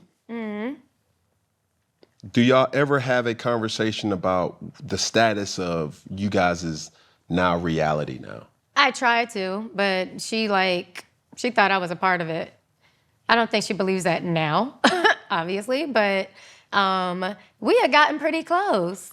And like our relationship was not good throughout this entire process of our children growing up. Like she was part of the problem when it was, you know, me not being able to speak to my child when he was there. Or she would post pictures of him, knowing like technically I wasn't even supposed to have pictures of him on it. So of course I'm finna post my child all day, every day now. Yeah. You know what I mean? Which so y'all playing these... Being petty. Yeah. Well, not even being petty. She was just being wrong. This the petty parade. Yeah, but I'm just trying to talk to my son. And yes, he was a baby, but like sometimes you can just, mommy, hi, you know, that still means something. How old is he now? He's around, I want to say, now? Like No, in the story. Now. 17 now, but during this time, what are you talking about? He was like between 2 and 3. Yeah. All right. Yep. So back to quarantine. Yeah. You had a boyfriend. Yeah. We broke up when I decided to go back. Because he was like, why are you going back? This is Reno. Like during or before? No, we were still like together during Reno and all that stuff. After he had told me to leave, we were still together. Is he anybody, like it, I'm not saying say his name, but if you were to say his name, would anybody know who he is? Or was he? I don't think so. He's a psychologist in the Bahamas. All right, stop. Now, with that, it's like, was he in the States? No, he was in the Bahamas. All right. And then we couldn't travel. Damn. I tried to go there first. I would have loved to be in the Bahamas. During quarantine? What? And he stayed on the beach? You seen that documentary where they documented like these? Don't ruin it for me. No. Oh. It's a documentary. It's kind of like it's on Netflix where like these two couples or this couple was dating and they go somewhere, but they get stuck because of quarantine. And a date started, and it's like a love story. Oh, okay. The way you set it up was like somebody ends up dying. No. Okay. Oh. Okay. I was so worried you were about to ruin the Bahamas. No. I'm not saying. I'm trying to stay focused on this. I'm sorry. All right. When did the abuse started to happen? Between me and Dwight? Yeah. Oh, that was like. Remember around the show? So that was older. That had previously happened to you, all the while knowing this is damage that has been done, but you still go back. But again, we're talking about before 2009. Yeah, but it don't matter when it happened, though, Royce. I know, but again, somebody just died. Yes. And this person is calling you devastated. No, I'm not. And like losing it and claiming like he's just this changed person and what his plans are and therapy and begging for forgiveness. Like, it's been how long? And again, you've been punched. You got to remember, like, I'm being punched. It can't get any worse. Like, shit, I'm punched. Let's just go. Punched. Not literally punched with like just the emotional tactics. Yeah. That's happening, Yeah. and you're falling for them. Like, well, that one, yeah, because I wanted all the other shit to stop. But the physical abuse between us, like, I was one of them people who said that I would never go back. And I did twice. And when people ask, like, you know, oh, at this point it's your fault. When you have been so mind-fucked to thinking that you're worthless, that nobody will want you, that you ruined baby Superman, baby Jesus, you start to believe that stuff. So any little inkling of like joy, you take it. But when he did it the first time, I was shocked. Like, I had a knife, pulled on me before he had ever done it. I was, at knife point. So when I even talk about that story, and I'm like, the people who were there, y'all know this happened because of my reaction.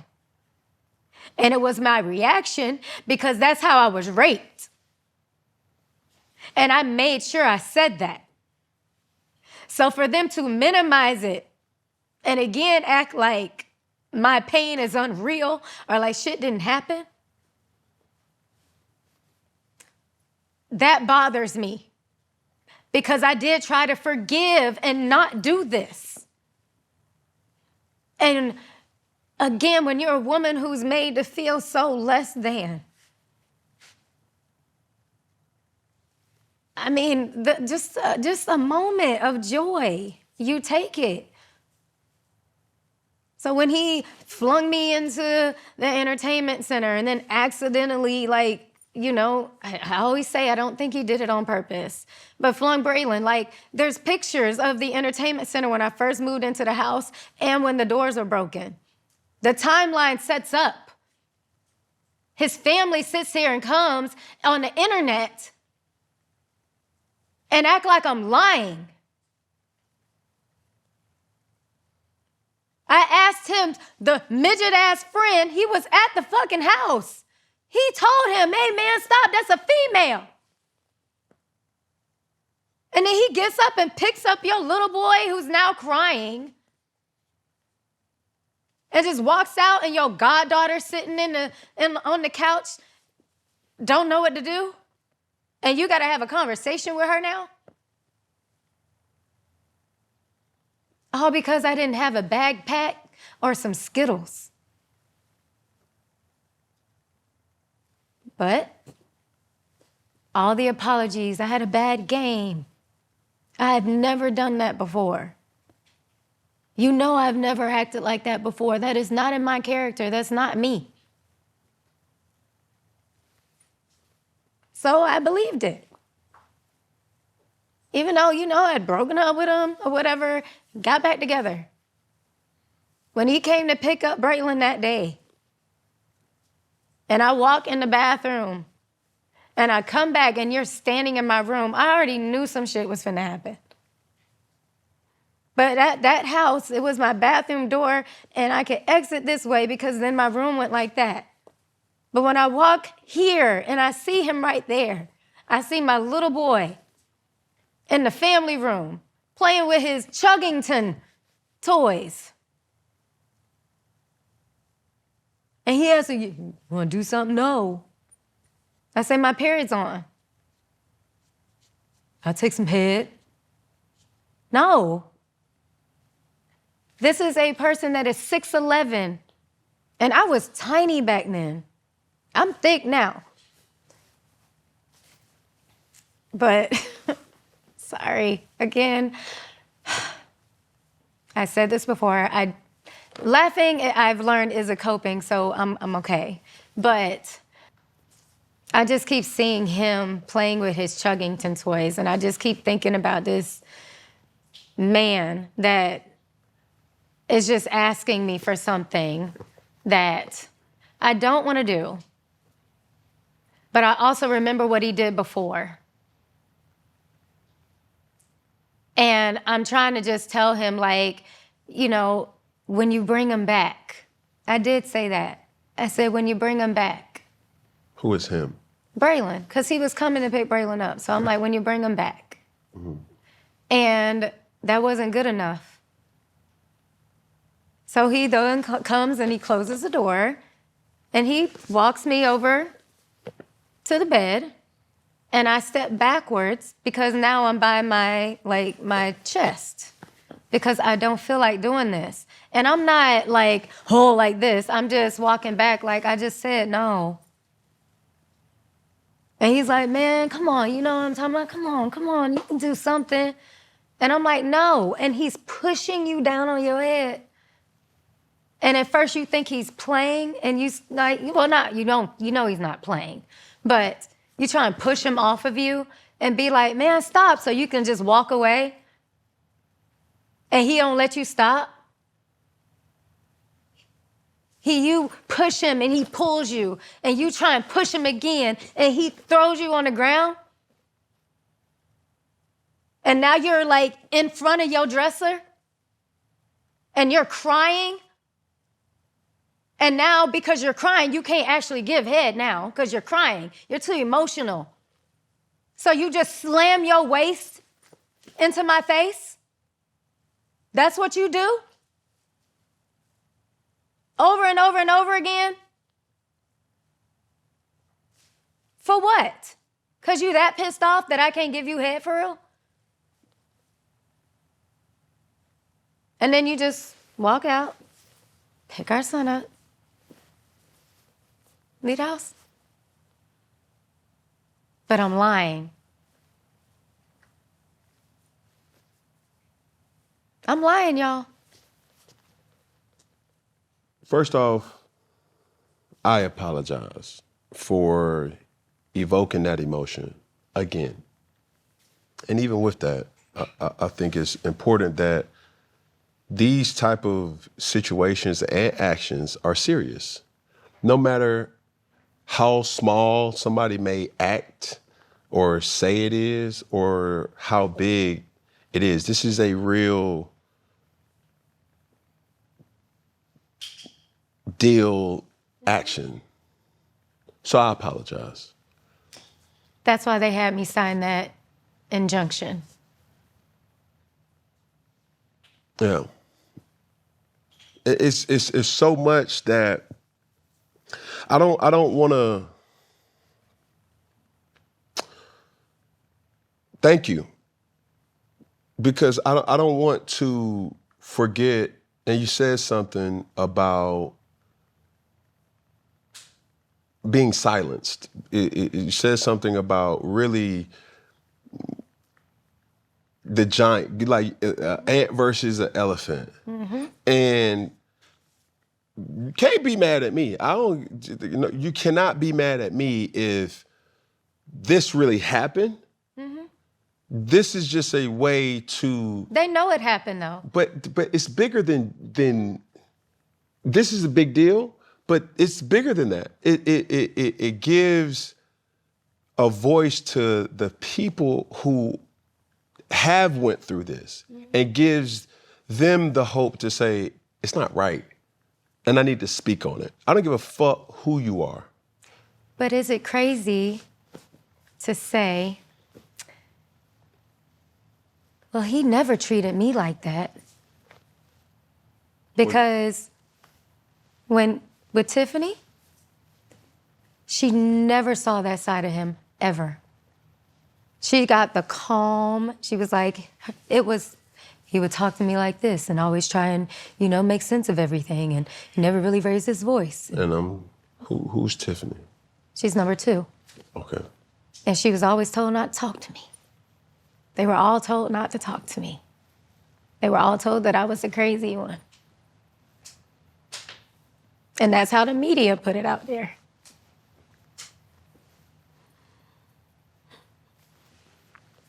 Like, I had a career. I had job offers. I was supposed to go to Vegas. I was gonna work at Treasure Island. They had offered a contract to me 3 times and he forced me to stay in Florida. And then he let them go with the narrative that I was like this whore. And then all the times that I was getting sued in the news, how I was put out there. And it was like, I'm crazy. And, you know, I know people always talk about, oh, you always stood up for yourself on Basketball Wives. I try to stand up for myself all the time. But then it always comes across until now like I was bitter. Like I was a gold digger.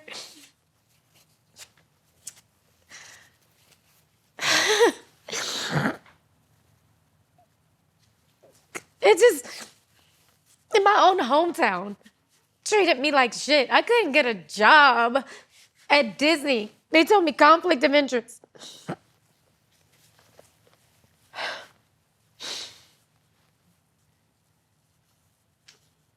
But they let them go. They let him run with it. Then I found out he was part of it. A lot of these blogs, they're on payroll. Look at what they post about me.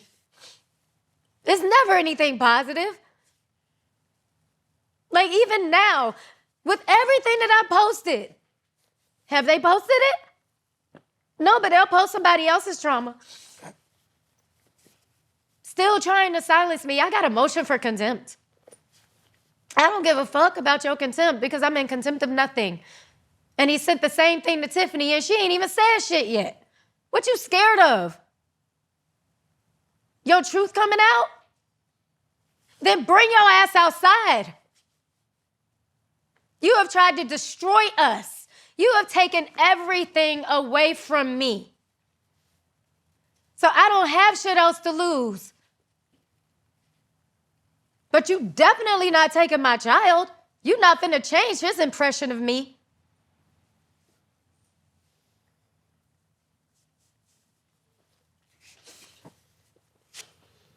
Is there a message that you would like to kind of say to individuals that are going through what you've been through? Speak your peace. And listen to those words. Speak your peace. Whatever you need to say to find peace, speak it. Because again, I got nothing from this. I'm not getting paid. But I feel free. Like I can breathe. I can smile for real.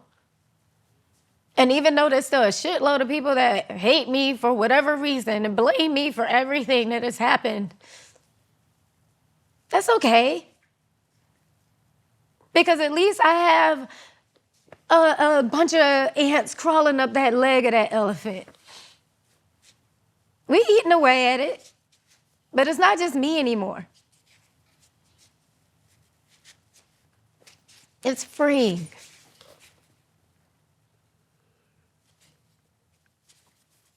How has your son coped with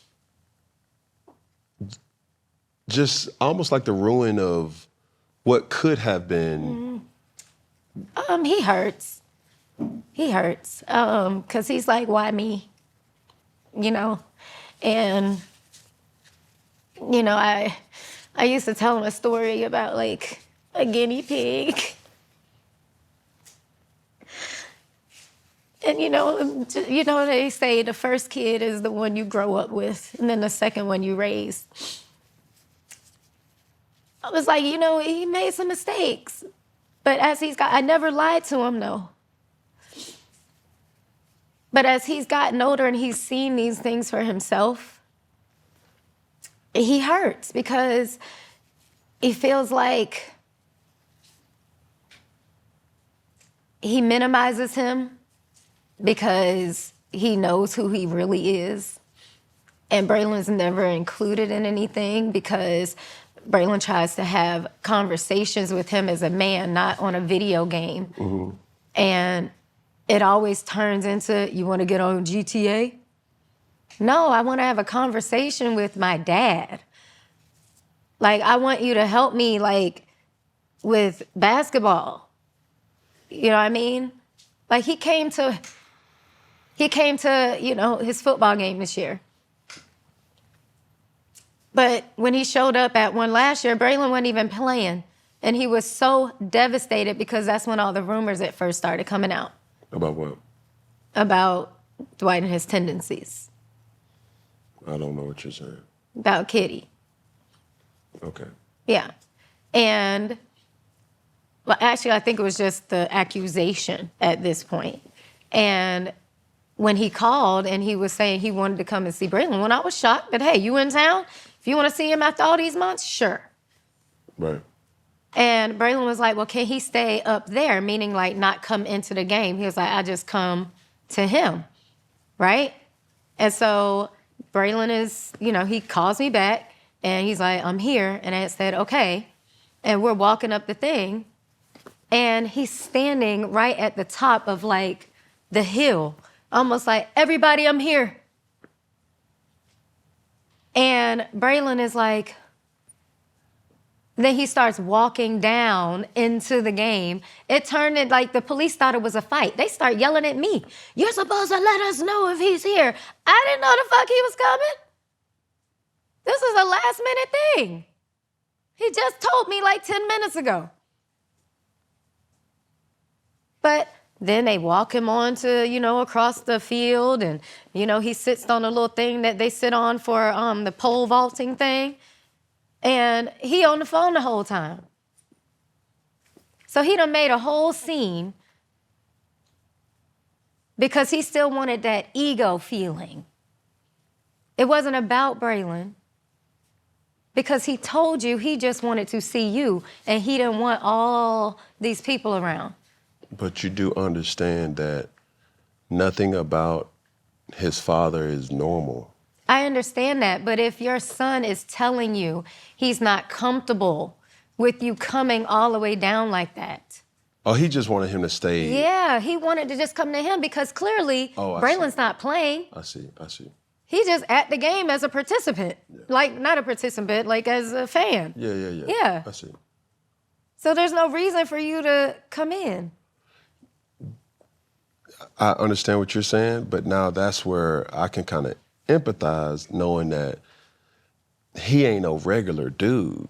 So your son is asking you to just stay up there because you're coming to see him. Yes. So why not just stay up there and be like, hey, Mom, or say, hey, I'm going to take him to Andretti's or I want to do this or ask me something. Yeah. But I'm not trying to sound like I'm not agreeing with the circumstance here. I'm saying not even knowing the real story in Atlanta or anywhere, being that size, being who he is, standing in a crowd. Nobody saw him at the top. The way they go into their games, you have to walk through the gymnasium first and then come out another door and then walk. Yeah. So, like once you walk out the gymnasium and around the thing and then you walk, there's this hill. Okay. He didn't have to do all that. He didn't have to come in. Why'd you pay to come in the game when he asked you to wait outside? Because you were coming to see him. He wanted to spend time with his dad. Now I see. Yeah. You spoke about something through this transition and mentioning that the transition that he was in, and there were still a lot of speculations about who and what the fuck was that. And the kitty, is that a man or a female? It's a man. Have you ever seen Kitty? The picture. But you've never met the person? Okay. And even going through what you've been through, this is not even about this particular situation. Are you dating right now? I'm dating. Do you want more kids? I would not be opposed to it. I've always wanted more kids, but I wanted it done the right way. And what's the right way? Like through a real secure compatible, and I mean, like a partnership. You know what I'm saying? Like, I want a partner. I don't want a sponsor. Do you have a type? I don't think so. We all have preferences. I don't think so. I did say that I was going to elevate myself this year. And I say that because I've always been that person that's like, you know, I'll date anybody as long as they have a nice personality and I'm physically attracted to them. No. I can't do that. So what can you do? We both got, I mean, if not, well, my husband has to make more money than me. When people hear that, they're going to be like, I know. okay. But I just know how it feels and how emasculating it can be to a man when his wife makes more. And I'm not saying that's everybody, but in most cases, I've seen that man's masculinity almost diminish because he feels like he's not taking care of home. Cool. Last question on this. Did you ever feel uncomfortable with your son being alone with his dad? Yeah, especially when he was younger. And did you do anything? Yeah, that was when the nanny was molesting him. What? Yeah. Yep. It's in the court papers and everything. I got messages. I posted receipts. Yep, and I even posted a video of my son even talking about her and how he didn't like her. He's a little baby. Yep, but even in the email, you know, he liked her. He trusted her. And I had been complaining about her for like years. And then the judge told me if I had ever made a claim like that again, that he would absolutely give Dwight 100% custody and that I need to shut my mouth, that I was a gold digger. It's all in the docket. Yeah. And that's when I cussed out his attorney and I walked out thinking I was going to be held in contempt, and I thought that was going to be my first mugshot, but hey. Didn't know it was going to be 2 on the bucket list. Wow. These 2020s are something that else. Motherfucking 2020s got motherfuckers seeing real clear of who the fuck you really Yeah. are. You thought, but then thunk and think. How But we to doing? answer even a little bit more about how Braylon feels. Okay. Because he's older and he can read and he can see and he can listen. And I said it before, listening to understand, not to defend. He realizes who his dad is. And he knows like what to expect of him. So he's realistic. And just so we're clear, this is his first child. And your first. Now, is there a way that we find a resolve to this situation? Braylon wants nothing to do with him anymore. Yeah, but just...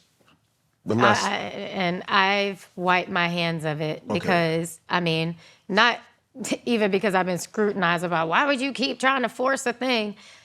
I'm exhausted, especially now by what he's doing. Like, you still trying to silence me when all I said was leave me alone. But you couldn't just do that. We signed a whole agreement to get you to stop paying child support. But I also had 3 other contracts at that time, so I felt like, you know what? If this can make him completely disappear, then fine. But again, I had 3 contracts.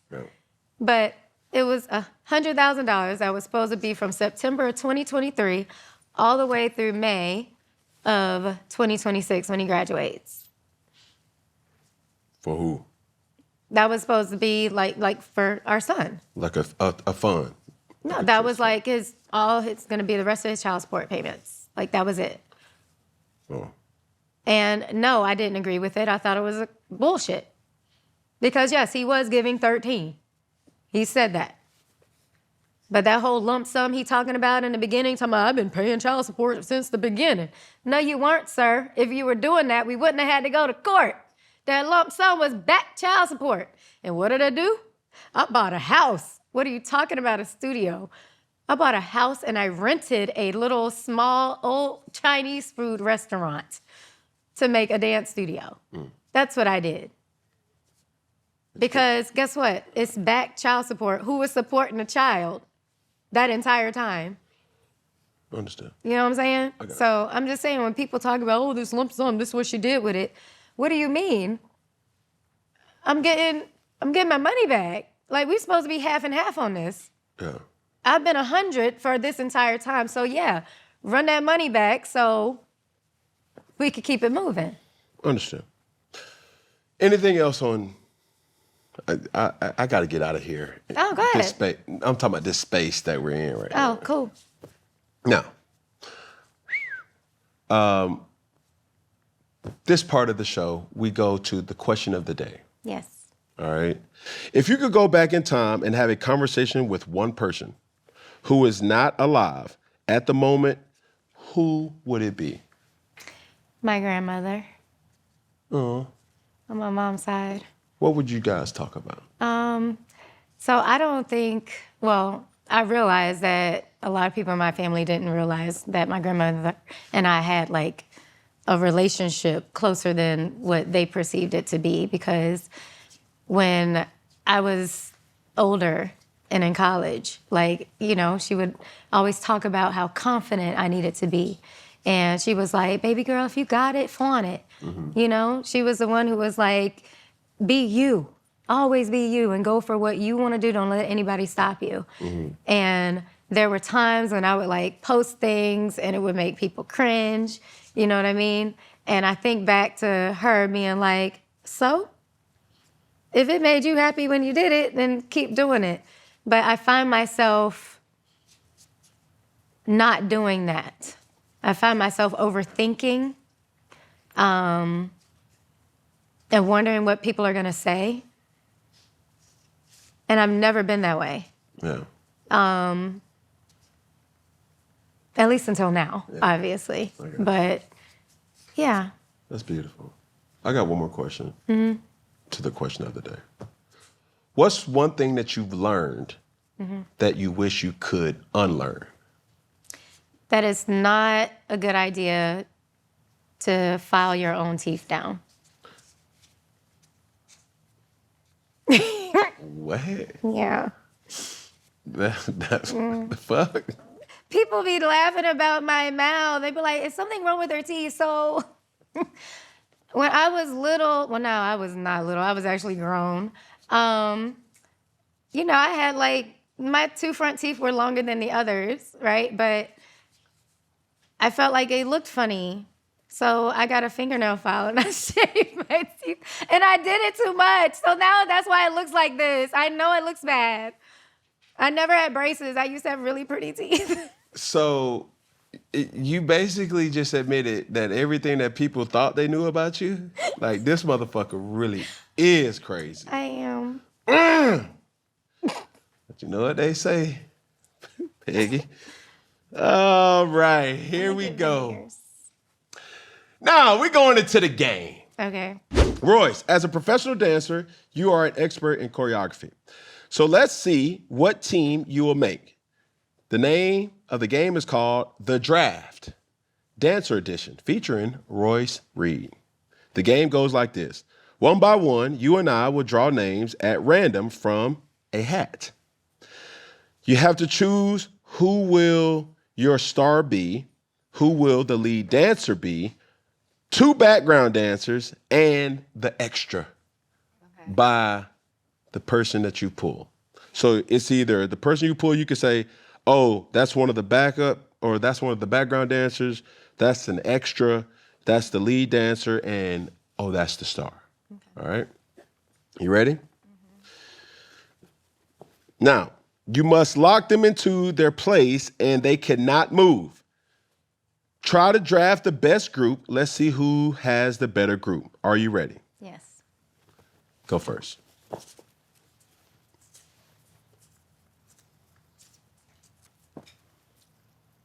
Man, listen, you got too many names. I got 4. It's just one. Oh, I thought you said I'm doing 5. Oh, you got to pick 5. See? Oh, pull 5. Okay, Nah, look at you. See? I know how to follow instructions. That's why I ask questions. Thank you. Be Pacific. And now I'm putting them in order.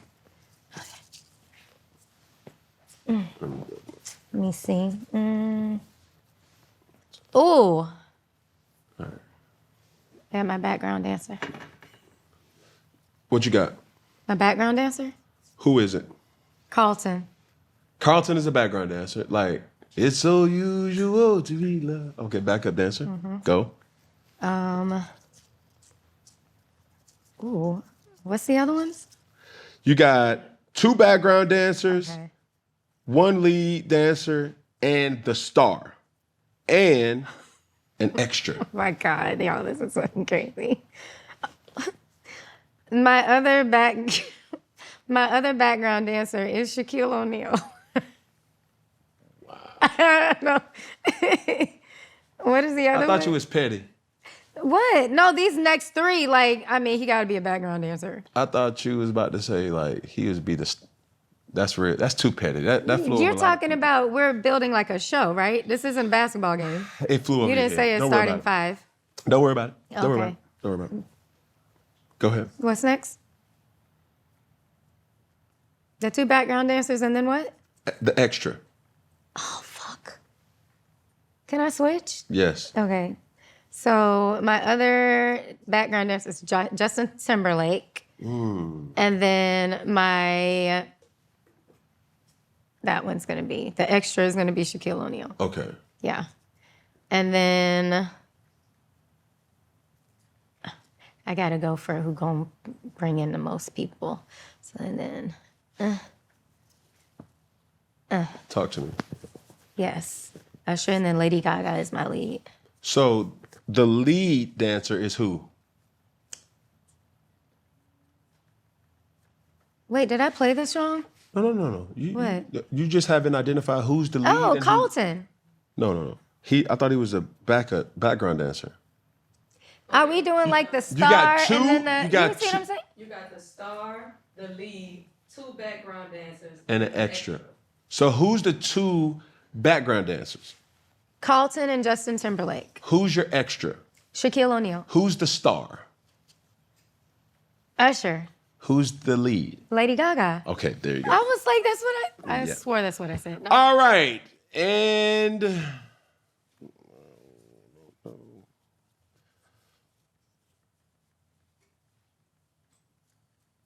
oh, we getting active. All right, so my extra is going to be Raygun, Who is that? the terrible Olympic break dancer girl. Oh, yeah. Yeah. Yeah. I don't know if this is a person, but we're going to do the background dancers. One of them, I don't know if it's whatever, but is the Jabberwockies. Okay. Another background dancer would be Terry Crews, because we're going with that, what is it, the Mike, Magic Mike type shit? Nobody's going to your show. The bullshit, because my motherfucking lead is Bruno Mars, and my motherfucking star is Usher, baby. Ha ha. Bullshit. Usher goes on before Lady Gaga in mine. Yeah, that's cool, but see, we got the same. I definitely win. You got too many people on the stage anyway. You talking about Jabberwockies and then Raygun? Like, we it's too much judging. going on. We were going to listen to each other, Oh, and I'm just saying. People gonna be falling all over that stage. well, No, we're trying no, to sell keep tickets. going. Look, No, keep going. I just want you to explain your, It is you know, what it I think as a choreographer, like, I think you know what you're doing with your show, but with my show, it's a definite bang. Can we get these hats, please? nobody's going to yours. I'm getting mad because I just made a better, Nah, and then try to it's the pool. It's the pool. make me seem like I was going crazy. You are crazy. No. Girl, you so I literally crazy. just said that. I'm like, what are you talking about? Boom. All right. As we come into the back end of this episode, this is a new segment that we call questions from the crew. Yes. All right. So this is a more inclusive conversation where people behind the camera can now ask you or even me questions that they want to ask, they're curious to ask. So, are we ready? Who's the first question from the crew? Go ahead. What has your previous situation taught you about love and worth? Ooh, that's a good one. To set boundaries and stick to them. When I say like I'm done with something or that I'm not gonna settle for something, actually stand on it.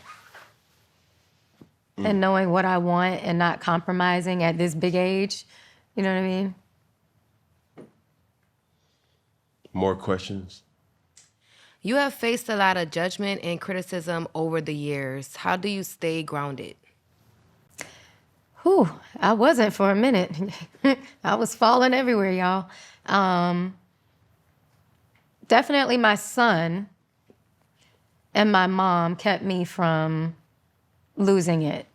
But I think now being able to speak my piece and seeing how many people I can help and who are inspired, even with me bringing my company back, it's a very humbling place to be because I feel back at home now. And I said before, like, I felt like they turned on me, but I always know where I came from. And since I said, I grew up in the hood, like, I'm always there because I always want to know where I came from. So I think when you ask about staying grounded, I think it's more so me not giving up. I got a question. There's a lot of masculine, strong energy. I picked that up. As a person who you probably weren't, but you turned into a fighter. How can a man unlock the soft side of you? So I'm actually nothing like this in a relationship, which is why they try and circle back. But I am a very giving person. I like to be submissive. I like to watch you build things, I want to be in a relationship and like cook, I want to go on like adventures and stuff. Like, I'm fun. You know what I mean? You can't grade your own paper though. Huh? Like, you can't grade your own paper. Meaning like, you may think you're fun, but. But I mean, I got an ex texting me right now talking about I miss you, I love you. And it's in Orlando begging me to come and see him. And I'm like, no. Why would I do that? Right now, it's in my phone. Yes. Non-negotiable or? No, non-negotiable. You ain't... I'm done. Yeah. I blocked him on everything. He's hitting me up on like a Google number. The third one. Damn. But persistence, though. My point in saying that is like when I'm in a relationship, like, well, I think my problem is I'm that person where it's like, why buy the cow when you get the milk for free? I do all the wifey things without being wife. So I'm washing clothes, I'm cooking, I'm taking care of the kids or kid. You know what I mean? I mean, I'm baking. I love to bake. No shit. Yes, from scratch. I bake too. Okay. No, like for real. No, me too. What, like, if we had a bake off, what you feel like if you was hosting the Obamas, Yeah. what would you bake them? The Italian cream cake. Okay, now you're showing out. You ain't Italian though. But I make a mean Italian. What the fuck is that? It's an Italian cream cake. Yeah, but like, I ain't never heard of no damn Italian. It's very good. Yeah. Okay. We have another question. Talk to me nice. My question is on co-parenting. How do you balance your personal life and responsibilities as a mother while maintaining a relationship with Dwight in terms of parenting? We don't have a relationship. There is no co-parenting. He just sends like subliminal messages through our child, or he'll, call him on PlayStation Party and start arguing with him and, telling him how his mom ain't shit. Okay, so that right there, how do we get out of that? No, but I'm saying that's our that's No, the no, no, no, co-parenting. no. I'm not saying that it's not happening. Okay, what I'm saying is, how do we find ways to co-parent? Not to say it hasn't been happening. We've accepted the fact that up to this point it hasn't been. How can we though? Is that you? They ain't worried about him. I'm asking you. Because I can't control him, you can't control him, and I can't control you. I'm asking you because I can talk to you. What do you plan on doing to make a estranged situation better? I'm not going to do anything at this point because I don't think that person is capable of it. I feel like he's like that character on Split. And I feel that 100%, especially knowing that what he's done to me is so different in how he treated, Tiffany, but then did her worse. You know what I'm saying? It's like, you don't know who you're gonna get. It's crazy. So I don't trust him ever. Like, I really think that there is something wrong with him. He is by definition a narcissist, not the little popular word, people saying it. He is that. He has a God complex. He will destroy you behind the scenes and then pretend to be somebody else. I can't trust somebody like that. And as for my son, he wants nothing to do with it. He was mad because I pushed him to go on Dancing with the Stars. I said, no, go for the experience. And I was like, Phaedra will probably remember you, and she did. And did? Yeah. Okay. So I'm like, go for the experience, not for him. And he had a good time because he spent it with his siblings. Okay. My final question. Who has been the father figure in your son's life?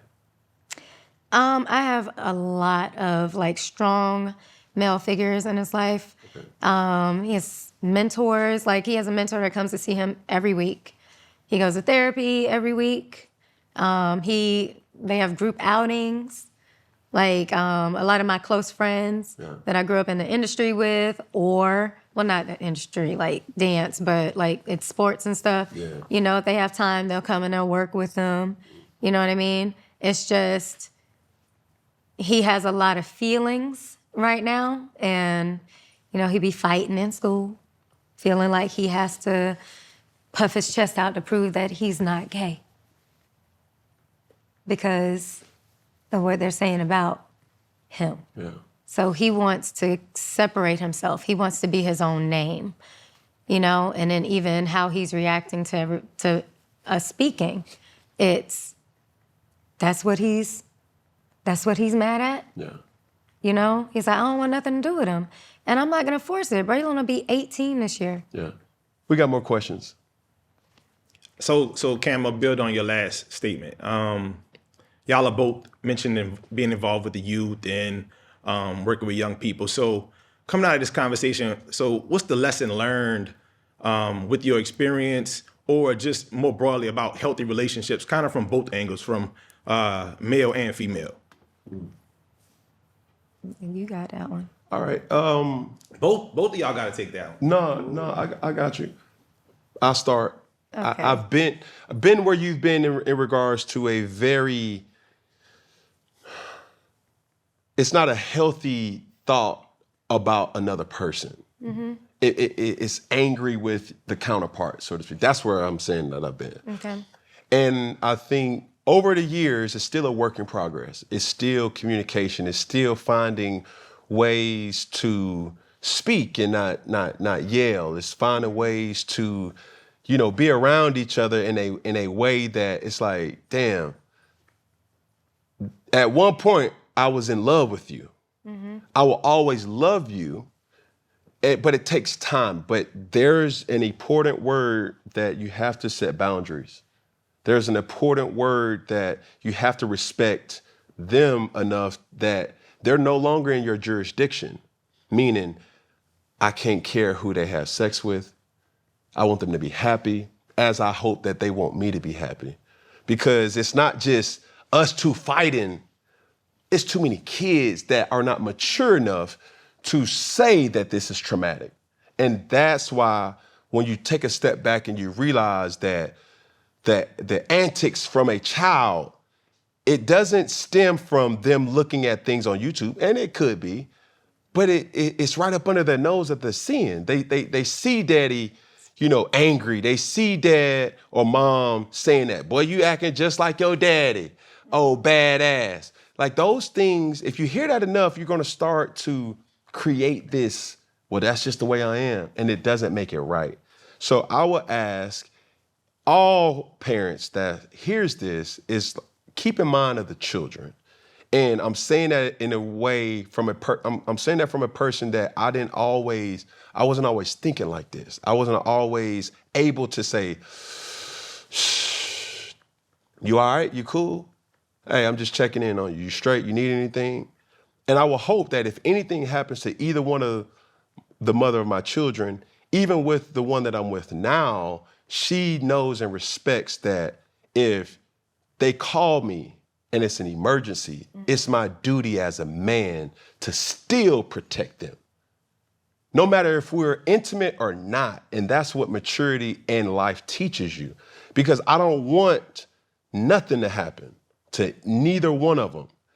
And being able to protect them is something that's my oath to them. Mm-hmm. So for me, I guess on the other end, I think a little bit differently because I think everyone goes into something with the intention of just that. So for me, I would say know when to disengage. Know when it is time to walk away. Know what your boundaries are and stick to them. Because I think what causes a lot of those traumatic situations of what kids are seeing, and even, like I said, growing up and not enjoying watching the way that my dad treated my mom. Like, I know I don't want that. So in relationships, the moment that happens to me, I'm out now. That's what I have learned. The moment I see a hint of the verbal attacks or like you jump at me, oh yeah, no, I'm good.